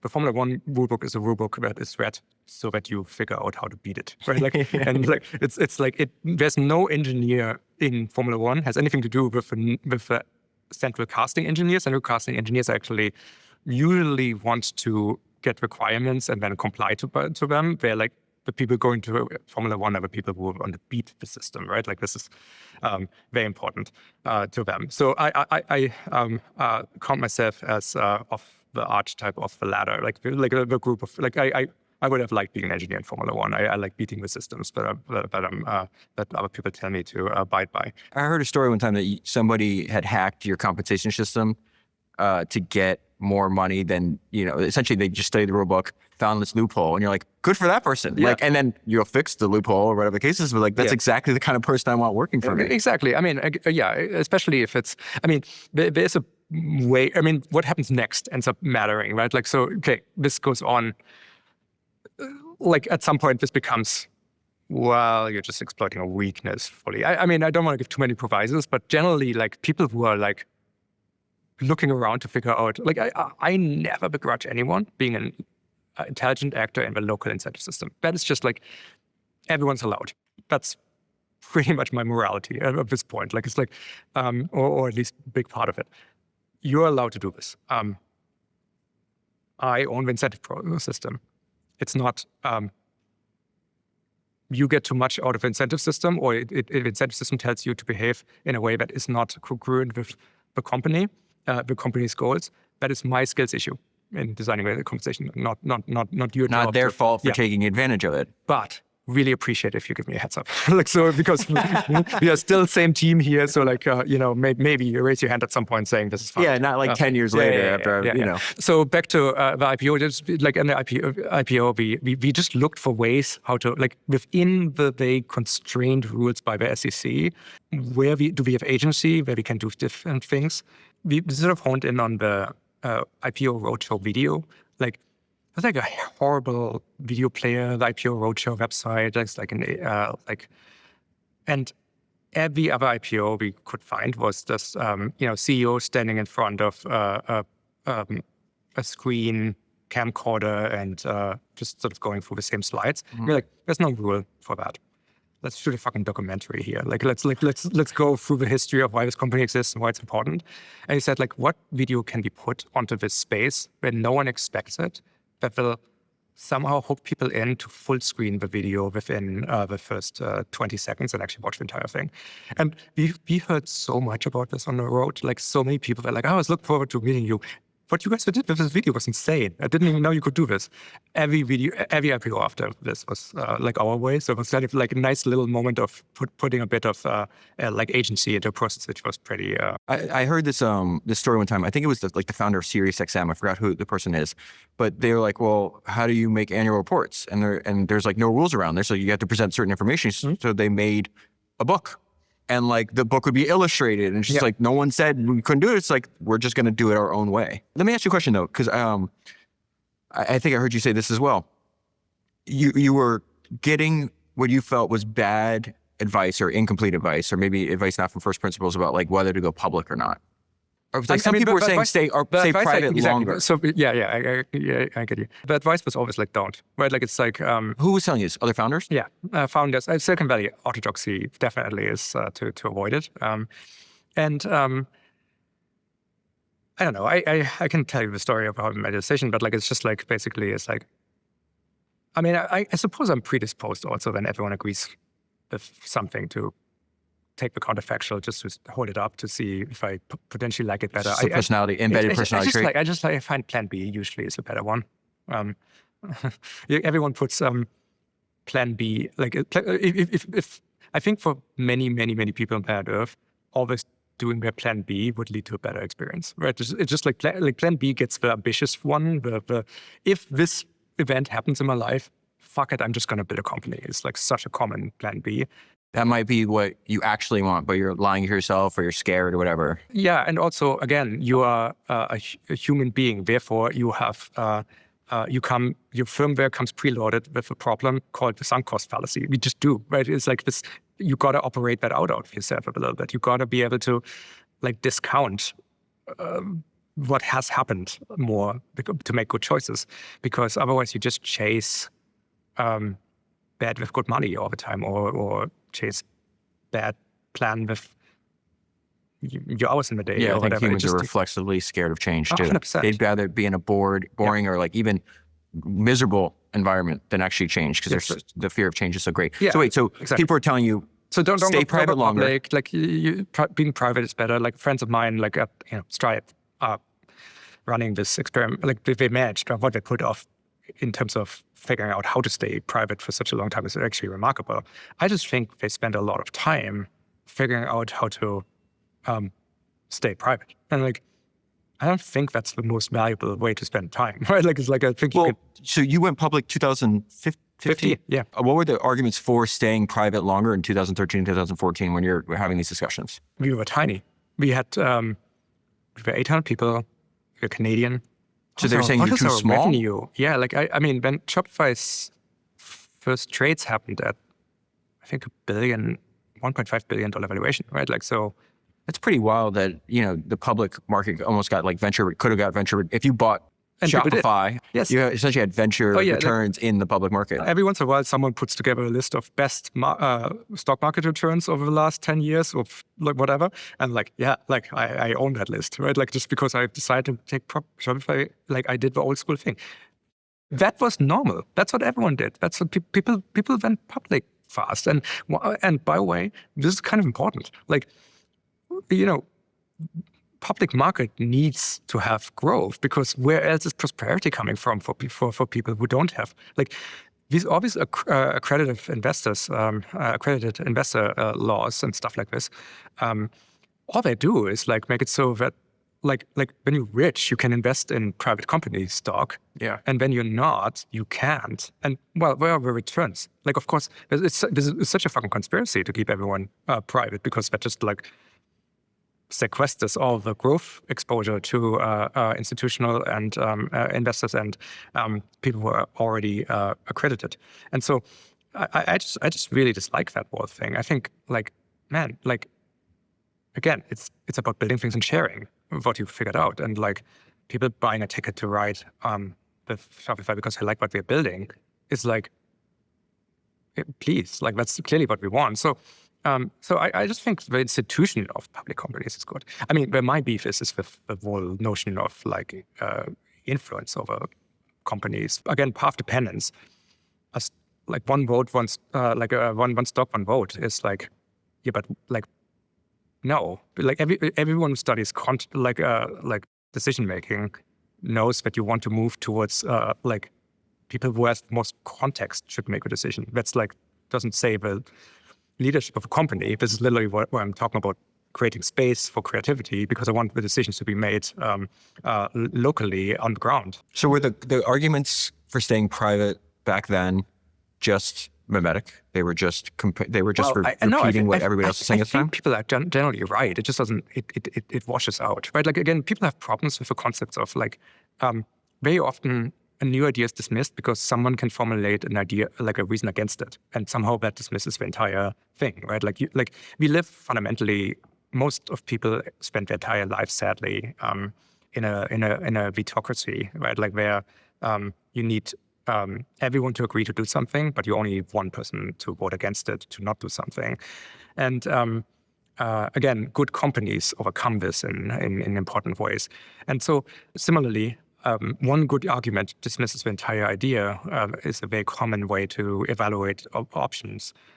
What people very, very often don't do is reformulate all the arguments against the status quo, right? Like the thing you're doing right now also is flawed. It just, we really understand the upsides and the downsides. The new thing might have way higher upsides, or actually maybe not. Maybe the upsides are obscure, but like, or hard to know for sure, but the downsides are clear and they can be formulated. Therefore, the usual default position is not do it. So this is, I think, is incredibly undisciplined, because you need to think in propensities. You need to think in chances. Like, and sometimes you need to like really, really load up a decision for all the pros and cons that can be articulated, and make it a little bit like in your mind. Like look at where the scale comes out. For a company that's trying to sell, like the e-commerce platform for everyone, especially for the many American companies, being a Canadian private company that's tiny and it's not ideal. So. Like it's people don't usually go public because of a marketing or like name recognition, but like, it's super valuable. Put it on the pro side, and then put everything else on the pro side too. We might get better people working for us, because some people really want liquid stock. To like, and so so on. And in the end, it's like not even close. It's just the downsides were like a couple of annoying phone calls I have to do every couple of quarters, at least for the first 10 years, I suppose. I thought actually most of the process was actually quite valuable. Like I learned a lot about my own business, having to explain to others. Exactly. There's been a few previous guests on the show: Brad Jacobs, John Mackey, Daniel Ek, obviously running public companies. In Brad Jacobs and John Mackey's case, they both said like Jacobs makes that point. Well, one, he thinks it's like wonderful free marketing and advertising. Mm-hmm. Two, you have a currency. Mackey said the same thing. Like, it benefited Whole Foods being public fast, because then he used that currency to acquire a bunch of other competitors and accelerate his growth. But Brad Jacobs' point was just like, he likes the pressure of that check-in, where it's like, this is what I'm trying to do in the company, this is what I'm saying to do in the company, and this is our results. Mm-hmm. And I want somebody to say, oh, like, there's a big disconnect here. Mm-hmm. And I want the pressure to actually perform in like, and have these expectations externally. We talked about the environment that you're building at Shopify. I'm curious about how you think about the talent that's inside the environment. Yeah, of course. I mean, ultimately, I really, really believe in the sort of Stoic, maybe Adlerian idea of separation of tasks. What have I control over and what I don't? I always love the particular formulation about thinking about how other people think about you. Like, again, you need to make yourself a person worthy of being liked. If someone then dislikes you, that's up to them. It's not your job to make people like you. It's your job to be likable. And if they make the category mistake, it's their own fucking problem, right? So it's a really, really freeing way to think about the word. Talent. My job is to make a company worthy for the best and brightest to work for. Like, this is the part everyone skips. Everyone's like, oh, we need to hire a better recruiting team. Well, maybe you need to also just be worthy of the kind of talent that you would like to have. So, I mean, this goes from like office space, if you have any, to a company, like the amount of bullshit people have to deal with, to how much, bullshit politics can you subtract from the whole thing? And can your large company feel like a small company with lots of resources and lots of impact?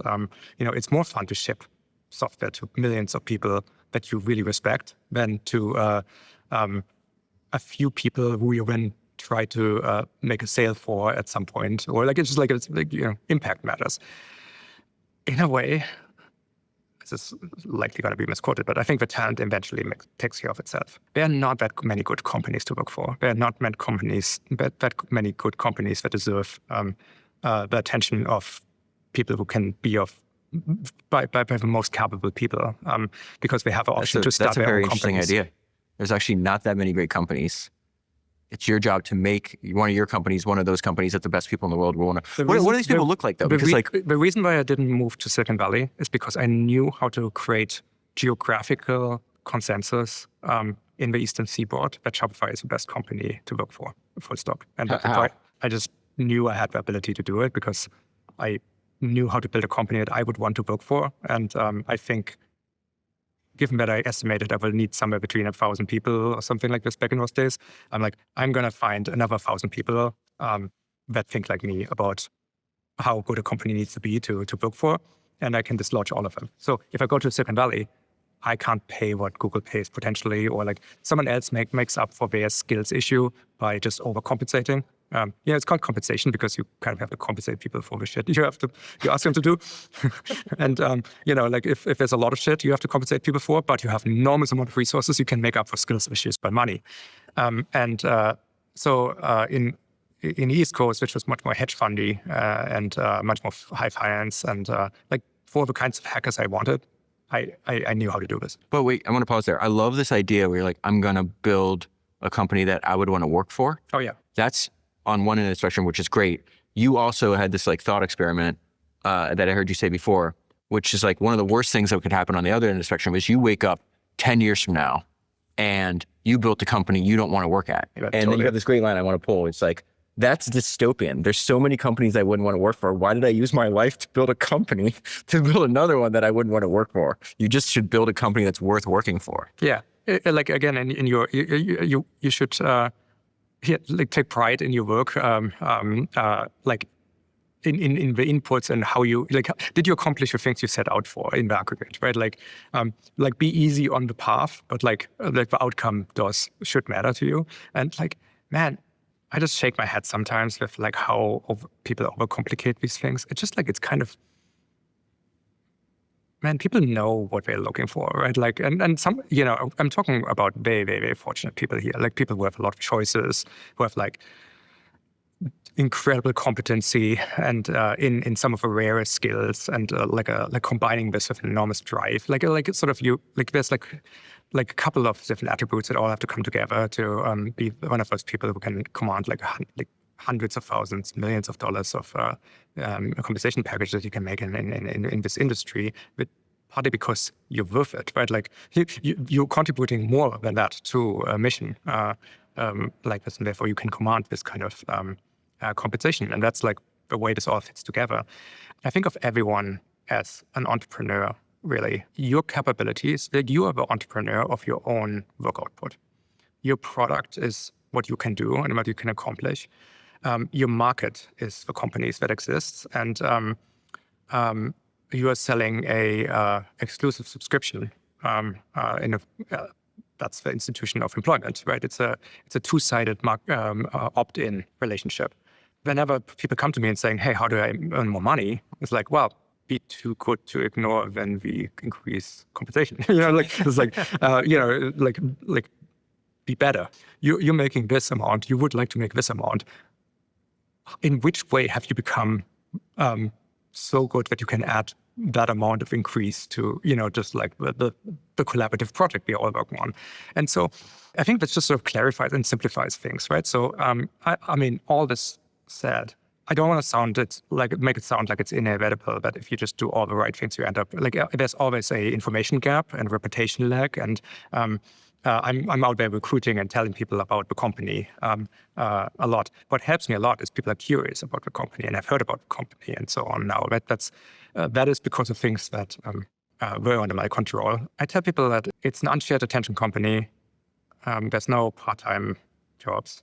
You will have to put a lot into it. You're going to get even more out of it. You will make great money, but we attempt to never be the highest compensation bit, because we have found that the people who optimize for that above all else actually don't do well at the company. Because Shopify is a mission-driven company. Exactly. And the thing I'll promise is, like, in terms of your own skill set, partly based demand, partly by osmosis, and partly based on culture that's surrounding you, you will advance vastly faster at Shopify, building capabilities, skills, and correct ways of thinking and mental models and these kind of things than I think at any other place. Therefore, the compound return to your career is going to be vastly higher here than anywhere else, because you get to a potentially higher compensation level earlier in your career because you're worth it. The entrepreneurial story is very fractal in Shopify. It's just like, what is your product? What's the market? And does it fit? It's a clarifier that I think is worth talking about. I'm going to quote David Ogilvy again, because I think it's interesting. He says, like, talent is most likely to be found amongst non-conformists, dissenters, and rebels. So when I asked the question about, like, hey, we know the environment, we have a description of the environment, what are the people in the environment? There was two ideas I got from two separate entrepreneurs. I've mentioned both of them already, but I like, because they use the same terminology when they're looking for talented people to hire in their company. Daniel from Spotify and Kareem from Ramp. And they both said the same thing to me. They hire for spikes. Mm-hmm. So spikiness. So a lot of people, a lot of big corporations, they want you, like, well-rounded. Like, no, this guy might be a bipolar alcoholic. Exactly. Or this guy might, have some other, might not shower. Yeah. So, like, Steve Jobs, he was hired at Atari. Everybody's like, Nolan Bushnell, the founder of Atari, like, you can't hire this guy. He stinks and he wants to sleep at the office. And Nolan's like, yeah, but he's really talented. So he's going to sleep at the office, and you just got to hold your nose when he's around. Do you agree with the idea? 100%. Okay. It's like, exactly. It's like, we never look at the credentials and stuff like this. I'm a high school dropout. It would be, like, rich if I would start making everyone want to have a PhD. The path by which we do it is we go for a life story. We ask you, like, hey, give us your story. And this is a very important ingredient in our hiring process. And frankly, what we're looking for is, like, high agency experience. We look at, like, something went wrong in your story at some point. Well, now let's zoom in. How do you react? Give me minute by minute. This is what we want to know, right? Because a lot of us are entrepreneurs. Even everyone, like, I talked about the founders of companies you purchased, but, like, most of the people just in general in Shopify are entrepreneurs. Many started Shopify stores, built a business, and then fell in love with a company and applied for a job and got it. It's like, so this is, there's a huge amount of company building background. And we want to be surrounded by people we admire. That's, I think, the biggest product any company can deliver to their employees is that every day they're surrounded by people they deeply admire and can learn from. Like, so it's a very important part of this. So lots of entrepreneurship, lots of entrepreneurial impulses. And then, so we look for this high agency behavior. Then, obviously, did you drive a particular craft that you're applying for to excellence? How do you think about this kind of thing? Can you just sort of talk about the excellence or actually perform it? And then, this is really what we fill our buildings with. And, just like, again, create the space then and let them be creative. And this is how it always worked, and it's worked really, really well.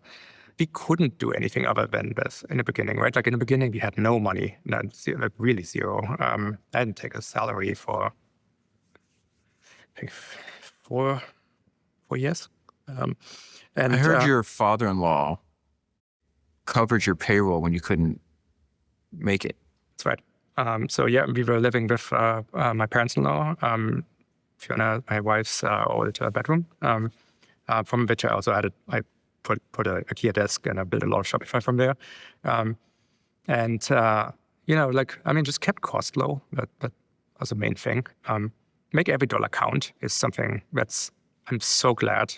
Like, this is what I worry sometimes with all these really, really big seed rounds. Like money, the main thing money does is it gets you,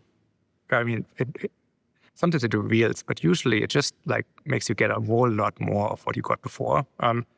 If people need to raise early, partly because they were not tight with money, then you get a whole lot more not tight with moneyness at larger scale, and it gets really, really bad. You're making my heart sing, because I feel like I'm like on an island by myself about this, because I've spent 10 years reading 410 of these biographies. All of them control their costs like crazy. They'll tell you over and over again, constraints are your best friend. Yeah. And then I talk to these young founders. I usually don't meet startup founders because I'm not an investor, but a good friend of mine's like, hey, meet this young kid. I met him. And one of the things he was talking about is like, yeah, let me show you pictures of like this beautiful office we're moving into. And he was showing me everything. And I was like, this is stupid. Like, you haven't done anything. You don't deserve this. Yeah. And I go look at like where did like Apple start? Look at Microsoft. Microsoft started in a strip mall in Albuquerque, New Mexico. Yeah, right. Like, and you need a triplex in Soho. Like, what are you talking about? It's so true. The question what I pointed to was like, okay, how does this make your product better for your customers? Right. And his answer was, well, I'll be able to recruit better talent because the office is nicer. Then you don't have a mission. It can work, but like I feel like you built a $200 billion company in your wife's childhood bedroom. That's where you started. Yeah. Like, maybe we should repeat that over and over again. Like, just go look at where these companies work. You mentioned the Larry Ellison episode I did earlier. Like, they're in a shitty office building. Yeah. Like, I think they had three separate rooms. Oracle, that's where Oracle started. I think, there's a well-documented effect of when companies build monuments to themselves, they usually decline right after, right? Like, so, but that has a long running history in business history. I do think there's an art, I do think that companies underinvested into office space for a very long time, and it actually was a mistake. I think space around us is actually extremely important, but it doesn't need to be expensive. That's probably an aside, but like... let's go down there. What does that mean? It's just like, we didn't have a lot of money, but we wanted nice office spaces. This was the decades where there was a lot of open concept versus own room office spaces, where it like was sort of a kind of fight. My co-founder is Daniel Weinand. He's a polymath. He learned programming when I asked him that I needed some help with programming, and just like was good immediately, which was annoying as hell. And before, he was our designer and did like literally everything else too. Now a DJ, and before that he won poker tournaments. So it's like it keeps going. It's like one of these little. It's actually really, really helpful to have someone like Daniel as a childhood friend, because it really, really misleads you about human capabilities. Like if this is just your buddy who does stuff like this. Anyway, he at some point he really, really tapped into this. No one can be more creative than the space around them. And no one can care more than the person they work for, right? That's the way he sort of created this philosophy around this. I told him, look, here's max budget, and we are getting like B office space that's like kind of cool, and you need to figure out how to create spaces that are like a 10 out of 10 on doing world-class work. But inexpensively. But you need to figure out how to make this cheap, right? Like, so... we built a bunch of offices in a row, and I was insanely good at this. How many years into Shopify? This is like 2010 was the first one. This is 6 years in founding, 4 years after Shopify launched. We went out of like sort of above a coffee shop, which was like really nothing, to our first office. So how do you do this? He said, like, first of all, the dichotomy is wrong. It's not between open office and like closed office spaces.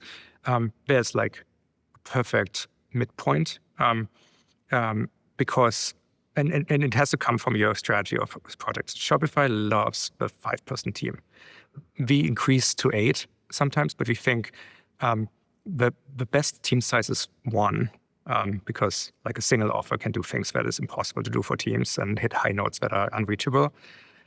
But I think Planet Earth has rather played the field of what can be done as solo projects. Actually, it's changing again because of AI, but like, which is the exciting bit. But like, most projects worth doing need to be done in teams.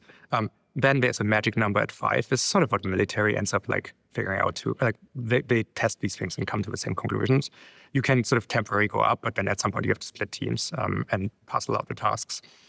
Each of these gradations is like, I think, a 10x loss of productivity. So Shopify is like, of our like R&D team is, I think, 3,500 people. It's really lots and lots and lots of small teams. And this is also why we need this legibility coordination layer that I talked about earlier. Okay, so pods. They figured out how to make pods that are like exactly, they are private enough while being open enough. They never make the office feel dead, but they also draw you around. It's like, what's a pod? What does that mean? It's just like it's a room that just like sits up to, like when you put the 7th person in, it's uncomfortable. Like it's like, again, think about how much policy you don't have to post. If the environment just makes you do the obvious thing, you can play the uncomfortable to too many people in this area. Like when you know what you're doing, now you don't need to post the policy about how many people you want in a pod. And people self-organize into 5-people teams because that's the most comfortable thing to put in a pod. So not meeting rooms. Meeting rooms go in the middle on our limited floor space because we don't want people to spend all day in meetings and then get out of the dark rooms. We put like everyone sits around the windows in pods, and they are like structured in such a way that it all works.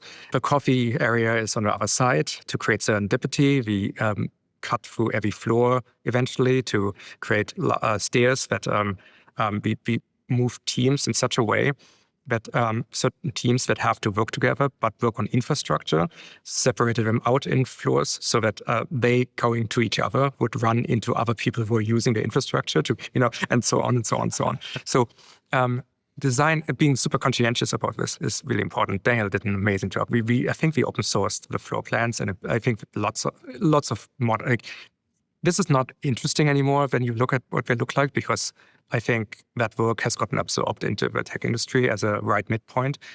And but many people, Cargo called it, like they just Xerox copy it essentially instead of understanding. So they make pods too big or whatever. Look, these kind of things. We talked about cargo culting a few times. Mm-hmm. You observe that behavior in other companies. I'm curious what internally you have caught your own company cargo culting. Oh, we actually, we are in a Toronto office here. The Toronto office actually has a few floors that are clearly mimicry of these ideas that Daniel figured out, but are not. They don't understand where these come from. Like again, pods too big. It's like more. The nice meeting room is right at on the window. Has lots of light. Just like, again, maybe this is okay to have a view, but like I went with the teams through it because we then changed some of the floor plans after they moved here and realized like, holy shit, this is like, Norman doors everywhere. Fuck, that's the craziest thing. Wait, what? I'm fundamentally allergic to Norman doors. What's that? Doors that you push, then you can't tell. realize you can't tell. Yeah. Yes. Yeah. This is the most fundamental design error that you can possibly make is like create affordances in a product that make people predictably do the wrong thing. Like this is such a like literally everyone who's ever involved in a process of designing a Norman door should, revoke their design license. Like, I'm being facetious, obviously, that isn't a thing. But it's just like, man, skills issues as a door is like a very common occurrence, I think, in places that are not conscientiously designed. And like, all of those doors are replaced very fast. Like, I mean, the funny thing is, you can usually turn a Norman door into a non-Norman door by cutting things away and like putting a push plate somewhere, so that helps. So I make a big deal out of these kind of things. Like, it's just like, this needs to, like, I cannot surround people with things that are underperforming the quality that of engineering we want to do. And that's down to the detail of the doors in the office. Yes. Wow. Yeah. Of course. Yeah. I mean, because product is not a thing. Product is an abstraction. Product is a name that, like a handle that you put on some totality of a body of work. From the perspective of people creating product doesn't exist. It's what other people call your work. A product is just details. It's millions of little details that are appreciated if they compose right and make a bloody mess if they don't, right? So from the inside perspective, you have to sweat all the details. The way you do anything is how you do everything. And that is absolutely down to the floor plans and, the ambient noise levels and so on. Just like, you go in a room, it's like that, like silent. It's just like you notice when you're talking while going to a meeting room, at least on the floors we fixed, based on previous specs. It's kind of uncomfortable to talk in the hallway because it's so echoey. Then you walk in a meeting room and immediately, like, it's just a different noise level because it's just like diffused. We have an enormous amount of in fact, we actually worked with companies on Shopify to create the products of sound dampening that are now really, really like supply all companies, tech companies, which is really fun. And so, in fact, like everything in our offices is from Shopify stores, right? Because again, like if anything we are doing is not mission aligned, we just didn't align to a mission axiomatically. So, just you can go pretty far in these kind of things. When you need something for office spaces and it's not on Shopify, we usually put a call out for someone to start that thing. So it's on Shopify and we help them get started and build the thing. And then we can maintain our 100% Shopify quota. So it's also fun. That's incredible. We did at least one enterprise sale with a supplier because we really wanted their floorboards and for something. They were really look great and were at the right price level. And but we can't place the order unless you come to our price. So sometimes we are maybe That's cheating. actually a good way to get a customer. Yeah, it's also a funny way of doing enterprise sales. I want this thing, but you just need to migrate over to our platform first. Yeah.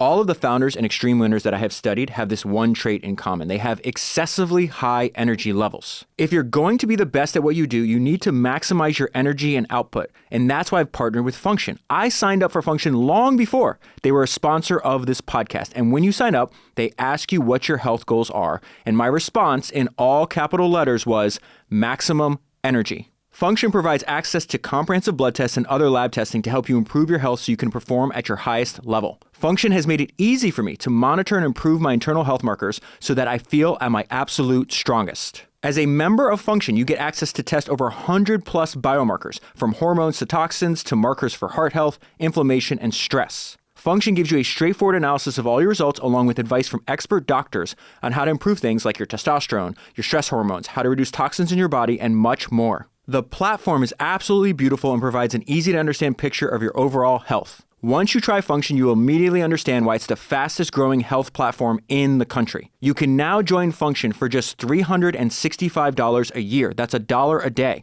Learn more and join by visiting functionhealth.com/Senra and use code Senra25 for a $25 credit towards your membership. That is functionhealth.com/Senra.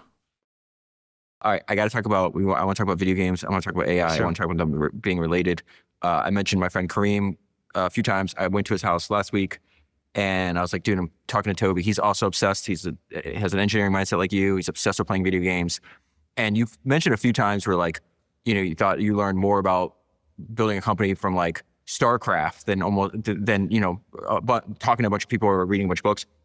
But then his whole thing was just he's got to feel like it's even building with AI now is even more like a video game. Completely. What's the Factorio, yes. Okay, so that's the example he gave me. I haven't played the game. Can you elaborate on this? I completely agree. So like, so again, this is like, man, the world has such a weird way of like somehow changing itself around me to make the stuff that I thought was irrelevant relevant or is late in life. It's like absolutely amazing. It's just like, okay, so video games. Video games are best thought. I mean, this depends very much on the video game, but in the aggregate, very often, the good video games are simulations. They are word upon itself, and you are a high agency actor, and you modify things. You perform actions, you make decisions, and then the game rearranges himself, giving you a feedback loop of usually a very quick feedback loop because otherwise it's unfun. But you learn about consequences of your action. So like competitive multiplayer games are very obvious there, and StarCraft and strategy games, they're not that popular as a category of games anymore. But like, when I was going for my teens in the 90s, like StarCraft was the biggest game. And I loved it because it was really, really hard. It was like easy to learn, hard to master, which is exactly, I think, a hallmark of everything that's worth doing for motorsports, for kiteboarding, for my hobbies, tennis, all these things are like this. But like, it specifically is like honest in a way that like there's like two people on the map mirrored. Everyone has the same potential every single game, and one person wins at the end, right? Like it's additionally it's a game of imperfect information. It's not like chess. You don't see the moves. You see only some information that you like. In fact, you have to invest. You have to use one of the things that could get you resources instead to go to the enemy base to figure out what he's building, and then you need to interpret this. So all these kind of things is like what you learn in this game is information is everything. Like there's no right decision. There's only context in which decisions turn out to be correct. And while resource management is extremely important, you have to understand that resource management is not just quantifiables. It's not just minerals and Vespine gas that you have to manage, which allows you to build units. It's also your attention. And frankly, attacking other people's attention is much more profitable very often in a game of StarCraft than it is to actually attack their base. Because if you overtax their ability to pay attention to things, they will make mistakes. How do you overtax their ability to pay attention to things? You can do an early attack. You can do any number of things, especially if you play against the same person. When you get at a very high level, you will play the same people over and over again. They get a sense for how you play.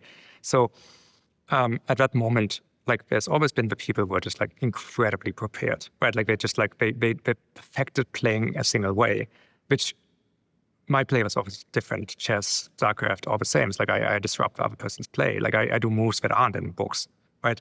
They're not in books because they're not good. But other people can't deal with it because they need their preparation. That's like their skill set is, their ability to play chess is the crystallized intelligence, not the fluid intelligence to roll with the punches. And so, like I learned a lot about myself doing this, but I also learned a lot about, how do you like, just like how to approach a game. Like how do you get better? How do you get more out of every game you play? Because like I never ever in my life had as much time as some other people could to invest in something like this. So I always had to like, how can I get more skill progress units out of the time I have than other people out of less constrained calendars, right? I'm talking very fondly of StarCraft. It might just have been oddly the right teacher for me at that moment, and the student was ready. So I could have maybe learned the same lessons from any number of things, but I think it was specifically good because of it being a simulation. You start a new game. It had skill-based matchmaking, so you usually played against other people of your skill set based on ELO rating, so you had a very, very clear sense. If you started winning more games than you lost, that means you were progressing. If you started losing more games, if you were regressing on an absolute scale compared to all other players in the world. And I think that was a perfect little sandbox to explore how to, think about when it's time to build infrastructure, when it's time to invest in resources, when it's time to prepare, when it's time to reveal your hand, when it's not time to reveal your hand. And I think it was perfect place to spend time for me in my teenagers years, given what I did afterwards. So back to your AI question. I just find that working with AI like agents, especially we are recording this. This is like week 3 of 2026. If we would have recorded this in week 52 of 2025, it would even be different, right? Like I might not even make this analogy so strongly, but that's how much is happening, that the world changes every 3 weeks right now. We figured out some new harnesses for agentic loops that are much more autonomous and frankly supported by models which didn't exist at the beginning of December even, that can perform at this level. And so I look at my computer and I have like 6 different agents going, all coordinating between them. They send emails to each other, which I think is hilarious. And so, just like, I'm like, man, this like is starting to really look like StarCraft. My attention is paid. Like this one is currently working on a module for what I really, really need. So I'm zooming in, paying attention, doing a little bit of micro, giving a little bit of extra, double check sort of the output of the critic, which looks at all of them all the time to figure out if they're still on task. It's the exact same thing, right? Like it's like, it is a fascinating time. It's just like, I can't describe how fast progress is right now. I just like, what I tell my team is like, 21 years now, starting Coinbase is really, really, really hard, right? So first years, that's interesting and everything's urgent because like you're getting to a margin. We got like within a week of running out of money so many times, and sometimes you bailed out. Many times it was like just like the clearance of the one-time try hurdles that Shopify went through was like millimeters at times. Like there's so like I bet you if we rerun the first 6 years simulation 10,000 times, we would not succeed in most of them, right? So like in a way, like luck is a big component, timing, all these kind of things, people luck especially. After that, IPO, you think that's probably the most interesting thing, period of the company.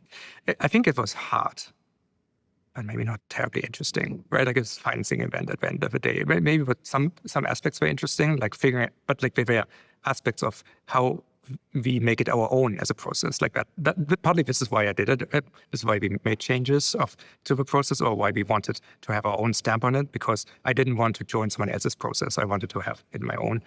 Then there's COVID, which was very, very hard, definitely not interesting, actually fucking annoying mostly. So I'm like just trying to figure out like 2026, man, this is going to be hard and interesting. Those are the things you're most attracted to, hard and interesting? Year 21 is like, this is going to be the most interesting year in this company's history, probably in I think literally everyone's career. Just everything is lined up. It's like, doesn't matter what you've got. Like everyone's going to be measured against how well did you prepare yourself, like what your skill set, how quickly can you react to everything that's happening, how quickly can you readjust, how quickly can you rederive everything.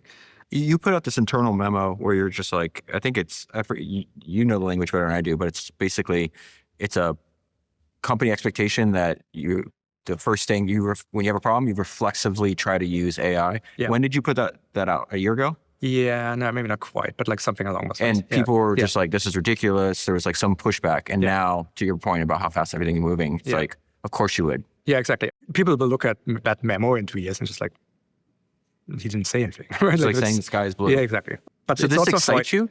What's it like? Oh yeah, man, I love that. It's like, this is what I'm here for. Like, it's just like, if AI wouldn't have happened, I don't think I would run Shopify anymore. It's just like there's much better leaders if times is stable. Yeah, but I thought you were in love with this problem. Yeah, this but unsolvable problem. So you'd still work on, but you wouldn't be running it? What do you mean? I mean, I think I would be. No, I might try my hand at a different aspect of helping people self-actualize. Like I mean, my personal mission is to cause more entrepreneurship. Right? Like that's like I'm going to judge my own career by the thing I discovered that was meaningful to me, have I helped the maximum amount of other people do this thing. When did you realize that was your mission? So I know exactly, because it was like preparing for one of those internal events, summit talks, which I was like, it's always a bit of a like soul, like I do a lot of this like message in a bottle reading and like self-introspection. And it was like, it was 2014 I was preparing for my summer talk, and I'm like, my biggest struggle was with my own identity. Like, I think I was mentally preparing for the cosplay period, which I, again, wish I wouldn't. But like, I was like, but I like engineering. I want to spend my day hacking on stuff and building things, not managing. And so I used my trick, partly, to give a talk on something that I was sort of come to realization, but maybe not fully internalize. To basically, I said, I loved engineering because it turns out that was the way how I, as a kid, when I started doing it, could build things. What I actually love doing is building things. And specifically, I love doing building things that share a thing that like I have experienced. This is a moment of becoming an entrepreneur, getting your first sale. And so I made a talk about combining those two things and just saying like my mission in life, my craft is actually building things in general. I started with products like code. I then create products, and now I create companies that create products, and I engineer those. That cause more of this kind of thing. So I kind of wrote that as a personal mission for me, and said like I will attempt to run Shopify and try to be the best CEO I can be until someone taps me on the shoulder and say other people could be better for this company, as long as it's in cohesion with my personal mission. But I'm also like I'm perfectly fatalistic about this kind of thing. I don't do the job for money. I do it because I feel like I can contribute a lot. I love this idea that you view entrepreneurship as a way to get self-actualized. Oh yeah. I mean, what's more honest? But it's also your form of entrepreneurship. I never read comments of podcasts and YouTube videos. I highly recommend against that. But people are saying like, this is like one of the good entrepreneurs. This is like what you're building and the other entrepreneurs you're trying to enable. It's not like the crony capitalistic. There's like a lot of like dirty part. I'm as capitalist as they come. So I understood what that comment meant. Out of every single note that I took from all the talks that I've seen you give before, the one that was at the top of my list is exactly how I feel about what I'm trying to do. And you said, focus on craft and giving a shit. And you said, it doesn't matter that a bunch of this stuff isn't quantifiable. It's exactly how I feel. It's such a basic thing, but it's like why? Like it's so so simple, but just not easy, right? Like in any which way. Like companies hate the unquantifiables. In fact, it's like it's amazing to see it. Like, man, you hire the first team together, and like if you get to talk about building a company on podcast, that means you were successful. So the first team clearly did this, and therefore the first team was very good. And the first team you hired based on your gut. You just knew. These were the people you needed. You make mistakes, but you correct. And that's all just sort of like judgment, taste, maybe even bias. Like I think we need to move nostalgia into the bad category of words and bias into the good category of words, because bias is actually perfectly fine. It's like without bias, you actually have no convictions. Like you should try your convictions. This is really what I learned from the thing. So you make the first team as a pure play. This is the best I know how to make decisions. And then everyone wants you to write it down. And you know what happens when you write it down? Like, here's the things that you are looking for. Here's the thing. Wow. The people who read it are the people who are very, very good at following lists. So the people that you probably describe, not the people who go look for a cheat sheet. The people you are trying to avoid hiring are the people who will study the cheat sheet very well. So you just gave everyone a way of performatively doing the thing that you want to see without being intrinsically like this, right? And so you end up like very quickly losing your company once you systematize things. However, everyone is telling you to do it. There's a giant conspiracy against these things: taste, quality. If it can't be put in numbers or can't be written as a list, companies hate it. Yet almost everything you have to do to build a great company is other things that are these things, and you shouldn't write down. Actively avoiding to write something down is sometimes the most important thing you can possibly do. Do you think it's also related to the way you brought up sunk costs a bunch of times? Yeah. Where it's like, well, I wrote this down, I might change my mind, but there's some kind of human element where it's like, oh, I don't want to contradict this because it's in writing. Yeah, exactly. Again, people like to be consistent over time. I just don't find that important. I found the cheat code to always being right is just like change your opinion every time you get better information, right? Like, so, because as you get closer to a point where you have to make a decision, that means you will wind up with the right one. It's like if you do not stop at some point to incorporate new information, right? Like, and even if you are wrong and figure it out, again, what do you do? Right? You have a one momentarily chance to steer your concern to the best possible outcome. Are you going to take it? Or are you going to be the person who just like leans into the comfort of like somehow character consistency? Why? For what? Like again, what's the job you want to do? Is like, want to look good or be good, right? And so you're gonna like just change. It needs to be okay to change your mind when better information comes along. And again, here's the crazy thing.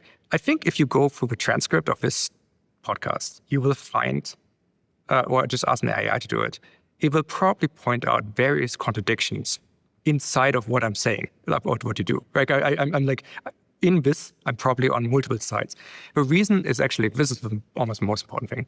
It's everything comes in layers. There's like just so many different, like what's the optimal operating system in some frame of reference is often contradictory and the opposite of a larger frame of reference. Because, I like this box, talking about boxes, because like inside of a box, it is, after a while, you can have a map of it, you can illuminate all the corners, and you understand what's there. You may decide what wasn't the right box to pursue. Maybe you need to like figure out, maybe you need to bend it and say, okay, actually the problem is actually an aspect of another problem. And maybe if we put a larger box, we solve that, then this problem doesn't even need to be solved. That happens. But this is exactly what I mean.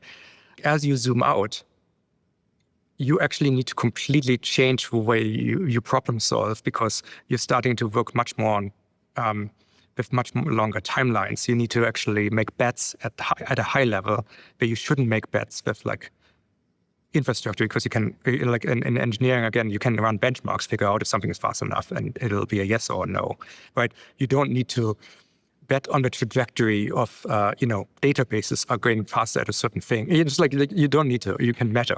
So there, you want to be super quantifiable. When you try to figure out which market to go into, like you need to figure out, well, right now you have to figure out how's AI going to change that market, right? Like it's because you need to figure out if you join market or is that market going to be a temporary, unnecessary aspect of something else we are already doing and will be absorbed into a different category of products. And is this still valuable for you to do, and so on? And, what are humanoid robotics going to do to the world of logistics? And, you got to work with trend lines mostly, right? Which is not important in many other decision making. So I think there's probably like 4 or 5 different levels by which you have to look at a problem. And that is actually a lot of the skill of a good executive, is to be able to meet the team where they are and like help them talk about the outside world, quote unquote. Like, here is how their work relates to all the other frames of reference, all the other abstraction, and how it like sits as a part in the larger company. And everyone should be able to connect what their day-to-day work back to the mission. Like, it's not like you work on customer support. Well, you're helping people literally not giving up on being entrepreneurs, right? Like this, like it's not even subtle. It's actually easy exercise to do for people when you ask them to do it. But it's distressing in how many companies it's actually kind of unstated. The company mission is some kind of set of platitudes or something that aren't actionable. Those are unforced errors, and I think things go better when you get them right. Hey, real quick, I need a favor from you. Right now, I'm conducting a survey to better understand the listeners of this show. So the survey is entirely anonymous. It's going to ask you things like what your position is at your company, what your household income is, things like that. This information is going to help me both keep and attract the best possible sponsors for the show, which then in turn allows me to create the best possible conversations for you. Now, I don't want to just ask for something without giving you something. So as a thank you for completing the survey, I'm going to host a live stream on YouTube where I talk about some of the most important things I've learned from spending hours with the guests on this show and some of the best ideas that they have shared with me after our conversations. So please do me a huge favor and complete the survey. It takes just 5 minutes, probably less than 5 minutes for you. But after you complete the survey, I'll email you a link to the live stream. A link for the survey is in the show notes of this episode and is also available on davidsenra.com. I love the idea of tying everything back to the mission. I do hope people go through the transcript of this conversation. I think it's going to be incredible.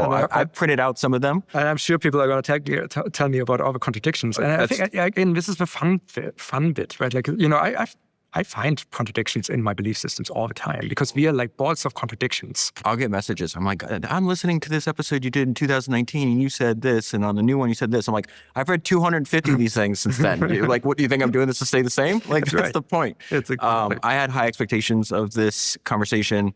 Tobi, you exceeded them. I hope we do this at least once a year. And I think the next time we do this, we design with the constraints that you like, and we just evangelize entrepreneurship and the fact that, you know, it's one of the most important things in the world. And I think you're creating a lot more entrepreneurs, and I'm trying to create a lot more entrepreneurs. I'll tell you one thing.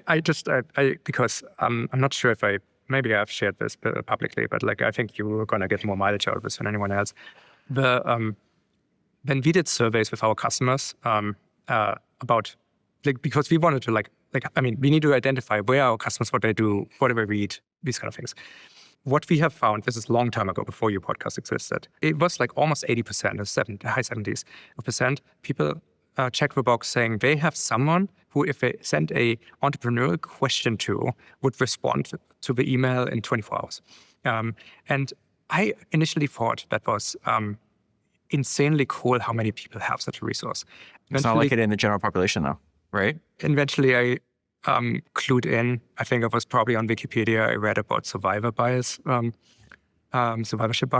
And I realized, the reason why they are my customers is because they have someone who responds to these questions in 24 hours. It's the other way around. It's causal. The concept of entrepreneurship is so underexposed and underexplained. It's sort of got better in the 10 years, 15 years since these surveys. But I think I love what you're doing because you're just bringing this concept, like you're rolling this out for people to introspect, like an entire life story of entrepreneurship, giving people the thing that is implied by the question is like, do you have any exposure to the world of entrepreneurship in some way that you actually know what you're signing up for? Because the people who don't know it exists, the people who have no relation to it, or the people who don't happen to have someone in the family or friends who have at some point started anything, well, they just won't try. It's not part of their toolbox. And just putting this part into more people's toolboxes is just going to be so load-bearing. Because I think actually in this world of AI, there's going to be disruption.